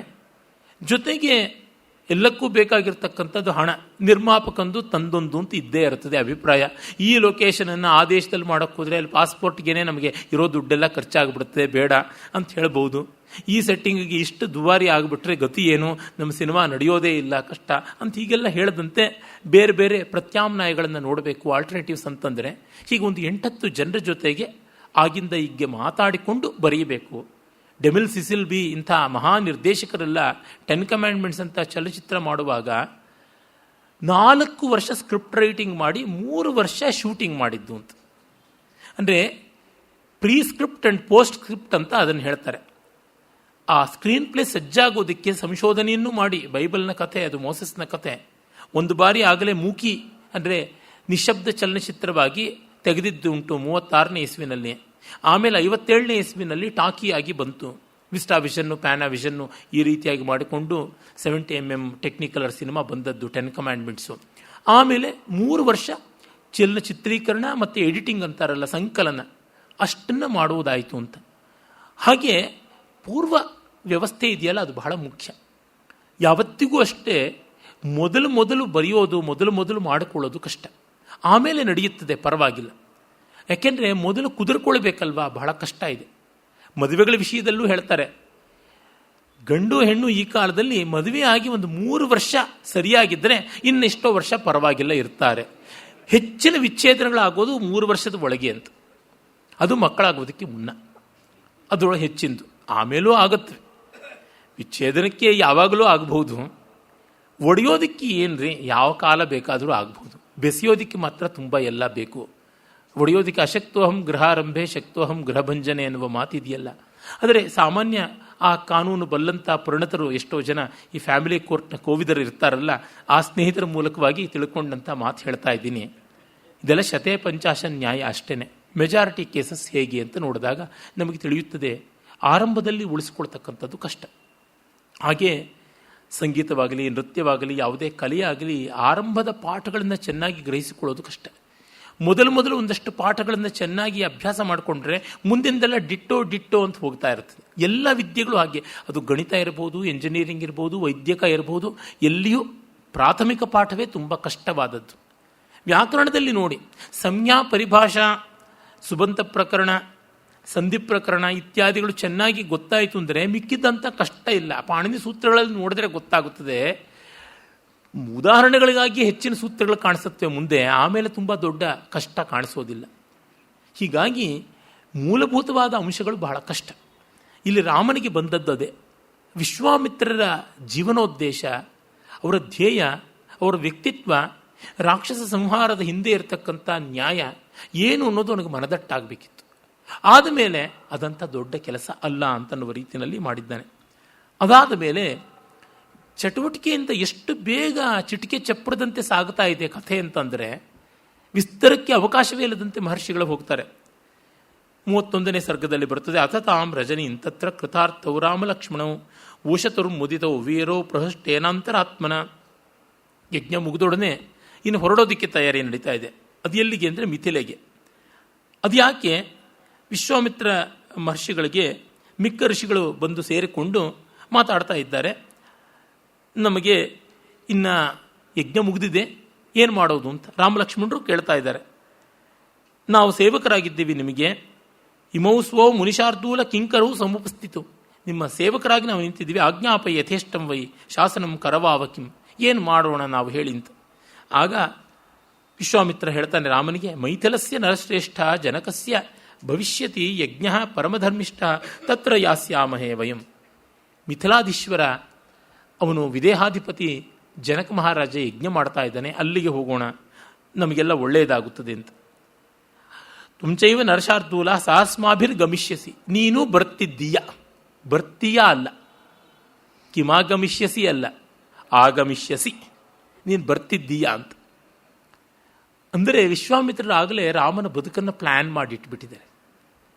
ಅಂದರೆ ಅವರು ಯಾವ ರೀತಿಯಲ್ಲಿ ರಾಮನ ಬದುಕನ್ನು ರೂಪಿಸಿದ್ದಾರೆ ಅಂತ ಅನ್ನೋದು ನೋಡಿದಾಗ ಒಂದು ಕಡೆ ವಸಿಷ್ಠ ಮಹರ್ಷಿಗಳು, ಇನ್ನೊಂದು ಕಡೆ ವಿಶ್ವಾಮಿತ್ರರು. ನನಗನ್ನಿಸುತ್ತದೆ, ಇದನ್ನು ಯಾವ ವ್ಯಾಖ್ಯಾನಕಾರರು ಹೇಳಿಲ್ಲ, ವಸಿಷ್ಠರಿಂದ ಒಂದು ದೊಡ್ಡ ಪ್ರೇರಣೆ ಪಡ್ಕೊಂಡು ವಿಶ್ವಾಮಿತ್ರರು ಬ್ರಹ್ಮರ್ಷಿಗಳಾಗಿದ್ದಲ್ವ. ವಸಿಷ್ಠರ ಮೇಲೆ ಆಗ್ರಹ ಮಾಡಿಕೊಂಡ್ರು. ಕಟ್ಟ ಕಡೆಗೆ ವಸಿಷ್ಠರಿಗೆ ಶರಣಾಗತರಾದರು. ಆ ವಸಿಷ್ಠರಿಗೆ ತಕ್ಕದಾದ ಒಂದು ಉಪಾಯನ ಕೊಡಬೇಕು, ಒಂದು ಉಡುಗೊರೆ ಕೊಡಬೇಕು. ಅಂದರೆ ಯಾವ ಮಹಾವಂಶಕ್ಕೆ ಅವರು ರಾಜಗುರುಗಳಾಗಿದ್ದರೋ ಕುಲಗುರುಗಳಾಗಿದ್ದರೋ ಆ ವಂಶಕ್ಕೆ ಒಂದು ಒಳ್ಳೆಯದು ಮಾಡಬೇಕು. ವಸಿಷ್ಠರು ಆಪ್ತ ಕಾಮರು, ಅವ್ರಿಗೆ ಮಾಡಬೇಕಾದದ್ದು ಏನೂ ಇಲ್ಲ, ಅವ್ರಿಗೇನು ಮಾಡುವಂತೆ ಇಲ್ಲ. ಹಾಗಿದ್ದಾಗ ಅವರ ಶಿಷ್ಯರೆಲ್ಲ ಅವರ ಸಂತಾನದಂತೆ, ಅವರಲ್ಲಿ ಹಿತ ಉಂಟು ಮಾಡುವುದಾದರೆ ಒಳ್ಳೆಯದು. ಅವರ ಶಿಷ್ಯೋತ್ತಮ ಅಂದರೆ ರಾಮನೇ. ಅವನಲ್ಲಿ ಪರಿಪೂರ್ಣತೆಯನ್ನು ಕಂಡು ಅವನ ಬದುಕಿಗೆ ಒಂದು ದಿವ್ಯವಾದ ವ್ಯವಸ್ಥೆಯನ್ನು ಕಲ್ಪಿಸಿಕೊಡಬೇಕು ಅಂತ ಈ ಕೆಲಸವನ್ನು ಕೈಗೊಂಡ್ರೋ ಏನೋ ಅಂತ ಅನಿಸುತ್ತದೆ. ಇಲ್ಲದೇ ಇದ್ದರೆ ಈ ಕೆಲಸವನ್ನೆಲ್ಲ ಅವರೇ ನಡೆಸಬಹುದಾಗಿತ್ತು, ಯಾತಕ್ಕೆ ಮಾಡಬೇಕಾಗಿತ್ತು ಅಂತ ಗೊತ್ತಾಗೋದಿಲ್ಲ. ಹಾಗೆ ಹೊರಡ್ತಾರೆ. ತದ್ದಿ ಪೂರ್ವಂ ನರಶ್ರೇಷ್ಠ ಸದಸಿ ದತ್ತಂ ಸದಸಿ ದೈವತೈಹಿ ಅಂತ ಅವರಲ್ಲಿ ಒಂದು ದಿವ್ಯ ಧನುಸ್ಸಿದೆ ಜನಕನಲ್ಲಿ ಅಂತ ರಾಮನಿಗೆ ಏನು ಕುತೂಹಲಕಾರಿಯಾಗಬಹುದು ಅದನ್ನು ಹೇಳ್ತಕ್ಕಂಥದ್ದು. ವೀರರಿಗೆ ಅವರವರ ಪರಿಕರಗಳು ಅದರ ಮೇಲೆ ಆಸ್ಥೆ ಇರುತ್ತದಲ್ವ. ನೋಡಿ, ತ್ವಂಚೈವ ನರಶಾರ್ಧೂಲ ಸಹಸ್ಮಾಭಿರ್ ಗಮಿಷ್ಯಸಿ ಅದ್ಭುತಂಚ ಧನುರತ್ನಂ ತತ್ರೈಕಂ ದ್ರಷ್ಟುಮರ್ಹಸಿ. ದಿವ್ಯವಾದ ಧನುಸ್ಸಿದೆ ಶಿವಧನಸ್ಸು ಅಂತ. ಕನ್ಯಾರತ್ನ ಇದೆ ಅಂತ ಹೇಳ್ತಿಲ್ಲ, ಧನುರತ್ನ ಇದೆ ಅಂತ ಹೇಳ್ತಾರೆ. ಈ ಏಪ್ರಿಲ್ 1ನೇ ತಾರೀಕು ಬೇರೆಯವ್ರನ್ನ ಪೆದ್ರನ್ನಾಗಿ ಗಾಂಪರನ್ನಾಗಿ ಮಾಡುವ ಒಂದು ವಿನೋದಕ ಪ್ರಕ್ರಿಯೆ ಇದೆಯಲ್ಲ, ಸುಮಾರು 10-15 ವರ್ಷಗಳ ಕೆಳಗೆ ನನ್ನ ಸ್ನೇಹಿತ ಸುಧೀರ್ ಕೃಷ್ಣಸ್ವಾಮಿ ನನ್ನ ಮೇಲೆ ಒಂದು ಪ್ರಾಕ್ಟಿಕಲ್ ಜೋಕ್ ಮಾಡಿದ್ರು. ಫೋನ್ ಮಾಡಿ ಇದು ಸ್ವಲ್ಪ ಮಾತಾಡ್ತಾ ಒಂದು ಅತ್ಯಂತ ಕುತೂಹಲವಾದ ಸಂಗತಿ ಗಣೇಶ್, ಅದೇನೆಂದರೆ ನನ್ನ ಸ್ನೇಹಿತ ಒಬ್ಬ ಬಾಗಲಕೋಟೆ ಕಡೆಯವರಿಗೆ ಯಾವುದೋ ಒಂದು ಹಸ್ತಪ್ರತಿ ಸಿಕ್ಕಿದೆ, ಅದು ನೋಡಿದ್ರೆ ಶಾರದಾ ಲಿಪಿಯಲ್ಲಿ ಬರೆದಿರೋದು ಭೂರ್ಜಪತ್ರ ಅಂತ ಅನಿಸುತ್ತದೆ. ಅದ್ಯಾವುದು ನಕಜಾನಕಿ ಅಂತಲೋ ಏನೋ ಜಾನಕಿ ಅಂತಲೋ ಎಂಥದ್ದು ಇದೆ, ಇಂದ್ರ ಅಂತ ಏನೋ ಲೇಖಕನ ಹೆಸರು ಇದೆ, ಅದೇನು ಅಂತ ಗೊತ್ತಿಲ್ಲ ಅಂತ. ಓ ಹೌದಾ, ಇದು ಕನಕಜಾನಕಿ ಅಂತಿರಬೇಕು ಸುಧೀರ್, ಇದು ಕ್ಷೇಮೇಂದ್ರ ಬರೆದಿರ್ತಕ್ಕಂಥದ್ದು, ಕಾಶ್ಮೀರದಲ್ಲಿ ಶಾರದಾ ಲಿಪಿ, ಭೂರ್ಜಪತ್ರವನ್ನು ಅಲ್ಲೇ ಬಳಸೋದು, ಇದುವರೆಗೂ ಸಿಕ್ಕಿಲ್ಲ ಅನ್ನೋ ಕನಕಜಾನಕಿ ನಾಟಕ ಸಿಕ್ಕಿಬಿಟ್ಟಿದೆ ಅಂದರೆ ಇನ್ನೇನು ಬೇಕು. ಆಗಂತೂ ನಾನು ಕ್ಷೇಮೇಂದ್ರನ ಕಾವ್ಯಗಳನ್ನು ತುಂಬ ಇಷ್ಟಪಟ್ಟು ಓದಿ ಅವನಿಗೆ ಮತ್ತೆ ಹೇಳ್ತಾ ಇದ್ದೆ, ಆ ಕಾವ್ಯಗಳನ್ನು ಇದ್ರ ಓದ್ದೆ ಅದು ಓದ್ದೆ, ಆ ಸ್ವಾರಸ್ಯ ಹೀಗೆ ಅಂತ. ಹಾಗಾಗಿ ಅದನ್ನೆಲ್ಲ ಹೇಳಿ ಒಂದು 15 ನಿಮಿಷ, ಎಲ್ಲಿದೆ, ನಾನು ಈಗಲೇ ಬರ್ತೀನಿ, ಎಲ್ಲಿಗೆ ಹೋಗಬೇಕು, ಅವ್ರ ಊರಲ್ಲಿದೆಯಂತೆ, ತರೋದು ಕಷ್ಟವಂತೆ, ಅವ್ರಿಗೇನು ಬೇಕೋ ವ್ಯವಸ್ಥೆ ಮಾಡೋಣ, ಹೀಗೆಲ್ಲ ಮಾತಾಡಿದ್ದೀನಿ. ಸುಮಾರು ಒಂದು 17-20 ನಿಮಿಷ ಆದಮೇಲೆ, ಇವತ್ತು ಯಾವ ದಿವಸ ಗೊತ್ತಾ ಗಣೇಶ್ ಅಂತ. ಯಾವ ದಿವಸ ಆದರೆ ಏನಪ್ಪ, ಶೋಭನೆ ಮೂರ್ತಿ ಅಲ್ಲ, ಎಲ್ಲ ಇಂದಿನ ದಿನವೇ ಶುಭ ದಿನವೂ, ಇಂದಿನ ವಾರ ಶುಭವಾರ ಅಂತ ನಾನು ದಾಸರ ಪದ ಹಾಡ್ತಾ ಇದ್ದೇನೆ. ಆಮೇಲೆ ಅವನು ಗೊತ್ತಾಗಲಿಲ್ವೇ ಏಪ್ರಿಲ್ 1 ಅಂತಂದ. ಅಯ್ಯೋ ದೇವರೇ, ಏನು ಅನ್ಯಾಯ ಮಾಡಿಬಿಟ್ಟಿಯಪ್ಪ, ನಾನು ಪೆದ್ದನಾಗಿದ್ದಕ್ಕೆ ಬೇಸರ ಪಡ್ತಿಲ್ಲ ಅಂತ ಒಳ್ಳೆ ಕ್ಷೇಮೇಂದ್ರನ ನಾಟಕ ಜಗತ್ತಿಗೆ ಸಿಗುತ್ತಿಲ್ಲ ಅಂತ ಅನ್ನೋದು ಎಷ್ಟು ರಂಗರಂಗಾಗಿ ನಂಬುವಂತೆ ವರ್ಣಿಸಿಬಿಟ್ಟು ಹೀಗೆ ಮಾಡಿದೆಯಲ್ಲ ಅಂತ. ನಮ್ಮ ದೌರ್ಬಲ್ಯಗಳು ಆಸೆಗಳು ಇರುತ್ತವಲ್ಲ, ಅದು ಬಹಳ ಆಕರ್ಷಕವಾಗಿರುತ್ತದೆ. ಇದು ಕಂಡಾಗ ರಾಮನಿಗೆ ಯಾವುದು ವಿಶೇಷ ಆಕರ್ಷಕವೋ ಅದನ್ನು ಮೊದಲು ಅವರು ಹೇಳ್ತಾರೆ. ಅಪ್ರಮೇಯ ಬಲಂ ಘೋರಂ ಮಖೇ ಪರಮಭಾಸ್ವರಂ ನಾಸ್ಯ ದೇವಾ ನ ಗಂಧರ್ವ ನಾಸುರ ನ ಚ ರಾಕ್ಷಸಾ ಕರ್ತುಮಾರೋಪಣಂ ಶಕ್ತ ನ ಕಥಂಚನ ಮಾನುಷಾಹ. ಆ ಧನುಸಿಗೆ ಹೆದೆ ಏರಿಸೋಕ್ಕೆ ಆಗೋಲ್ಲ, ಹಿಡಿದು ಅದರಲ್ಲಿ ದಿವ್ಯಾಸ್ತ್ರಗಳನ್ನು ಪ್ರಯೋಗಿಸುವುದರಲ್ಲಿ ಹೆದೆ ಏರಿಸೋಕ್ಕೆ ಆಗೋದಿಲ್ಲ ಅಂತ. ಕೆಲವು ರಚನೆಗಳು ಹಾಗಿರುತ್ತವೆ. ಮುತ್ತುಸ್ವಾಮಿ ದೀಕ್ಷಿತರ ನವಾವರಣ ಕೃತಿಗಳನ್ನು ಉಸಿರುಗಟ್ಟಿಕೊಂಡು ಒಂದೇ ಶ್ರುತಿಯಲ್ಲಿ ಆ ಚರಣದ ಸಾಹಿತ್ಯವನ್ನು ಹಾಡೋಕ್ಕಾಗಲು ಅಷ್ಟು ದೀರ್ಘವಾಗಿರುತ್ತವೆ. ಇನ್ನು ಅವುಗಳನ್ನು ಶ್ರುತಿಬದ್ಧವಾಗಿ ತಾಳಬದ್ಧವಾಗಿ ವಿಳಂಬ ಕಾಲದಲ್ಲಿ ಹಾಡೋದಕ್ಕೆ ಅಂದರೆ ಎಷ್ಟು ಕಂಠಶಕ್ತಿ ಬೇಕು, ಶ್ವಾಸಶಕ್ತಿ ಬೇಕು. ಹೀಗೆ ಆ ರೀತಿಯಾದಂಥದ್ದು ಕೆಲವು ಅಸಾಧ್ಯ ರಚನೆಗಳು ಅಂತಾರಲ್ಲ, ಹಾಗಿರುತ್ತದೆ.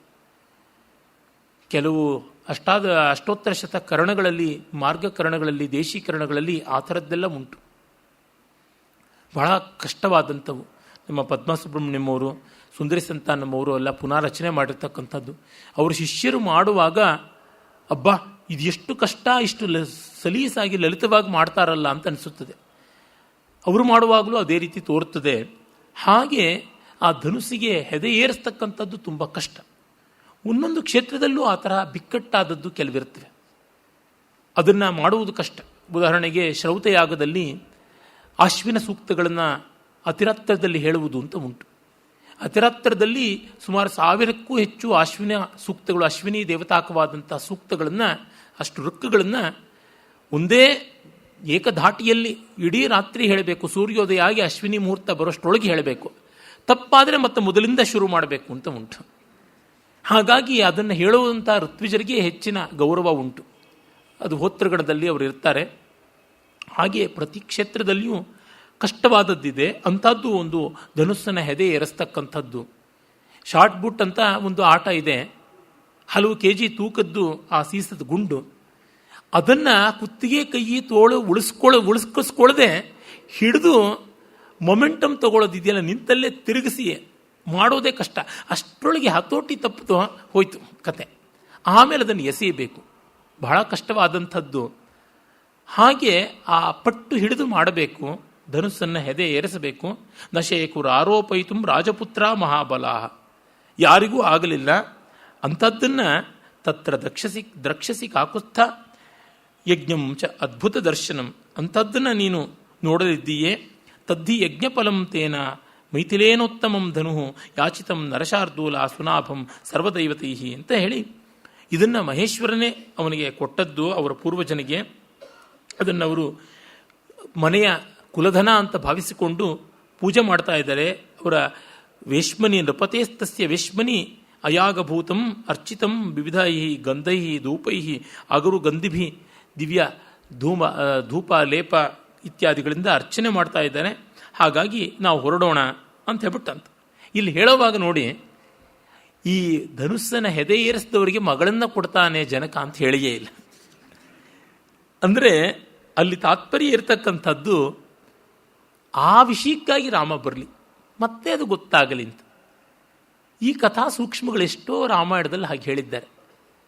ಧನುಸ್ಸಿಗಾಗಿ ಬಂದರೆ ನಿಜವಾಗಿ ಒಂದು ವೀರ್ಯ ಸಾಧನೆಗಾಗಿ ಪರಾಕ್ರಮಕ್ಕೆ ಬರ್ತಿದ್ದಾನೆ ಅಂತ, ಇಲ್ಲ ಆ ಹುಡುಗಿಗೋಸ್ಕರ ಬರ್ತಾ ಇದ್ದಾನೆ ಅಂತ ಆಗಬಾರ್ದಲ್ವ. ರಾಮನ ಮನಸ್ಸು ಎಂಥದ್ದು ಅಂತ ತಿಳ್ಕೊಳ್ಬೇಕಲ್ಲ. ಇದು ಒಂದು ಉಂಟು. ಅವ್ಯಾಜವಾಗಿ ಯಾರು ಯಾವುದನ್ನು ಇಷ್ಟಪಡ್ತಾರೋ ಆಗ ಅದು ಅವರಿಗೆ ಒಲಿಯುತ್ತದೆ. ರಾಮ ಕ್ಷಾತ್ರ ಶಕ್ತಿಯಲ್ಲಿ ನಿಸ್ಸೀಮ ಅಂತನ್ನೋದಕ್ಕೆ ಈ ಥರ ಅನೇಕ ದೃಷ್ಟಾಂತಗಳನ್ನು ನಾವು ನೋಡ್ತೀವಿ. ಎಷ್ಟೋ ಜನ ರಾಮನ್ನ ಧರ್ಮರಾಜನ ಥರ ಭಾವಿಸ್ಕೊಳ್ತಾರೆ. ದುರ್ದೈವ ನಮ್ಮ ಭೈರಪ್ಪನವರು ಉತ್ತರಾಖಂಡದಲ್ಲಿ ಸ್ವಲ್ಪ ಹಾಗೆ ಮಾಡಿಬಿಟ್ಟಿದ್ದಾರೆ. ಆದರೆ ಹಾಗಲ್ಲ. ಧರ್ಮರಾಜನಿಗೂ ರಾಮನಿಗೂ ಅಜಗಜ ಅಂತ. ಧರ್ಮರಾಜನಿಗೆ ಬಲವಿಲ್ಲದ ನ್ಯಾಯ ನೀತಿ, ರಾಮನಿಗೆ ಬಲವುಳ್ಳಂಥ ನ್ಯಾಯ ನೀತಿ ಇದೆ. ಆ ಅಂತರ ಉಂಟು. ಅದು ವಾಲ್ಮೀಕಿಗಳ ಮಾತುಗಳಲ್ಲಿ ಸ್ಪಷ್ಟವಾಗಿ ಕಾಣಿಸುತ್ತದೆ. ನಾಳೆ ಆ ದಾರಿಯ ಕಥೆಯ ವಿವರಗಳನ್ನು ನೋಡೋಣ. ನಮಸ್ಕಾರ.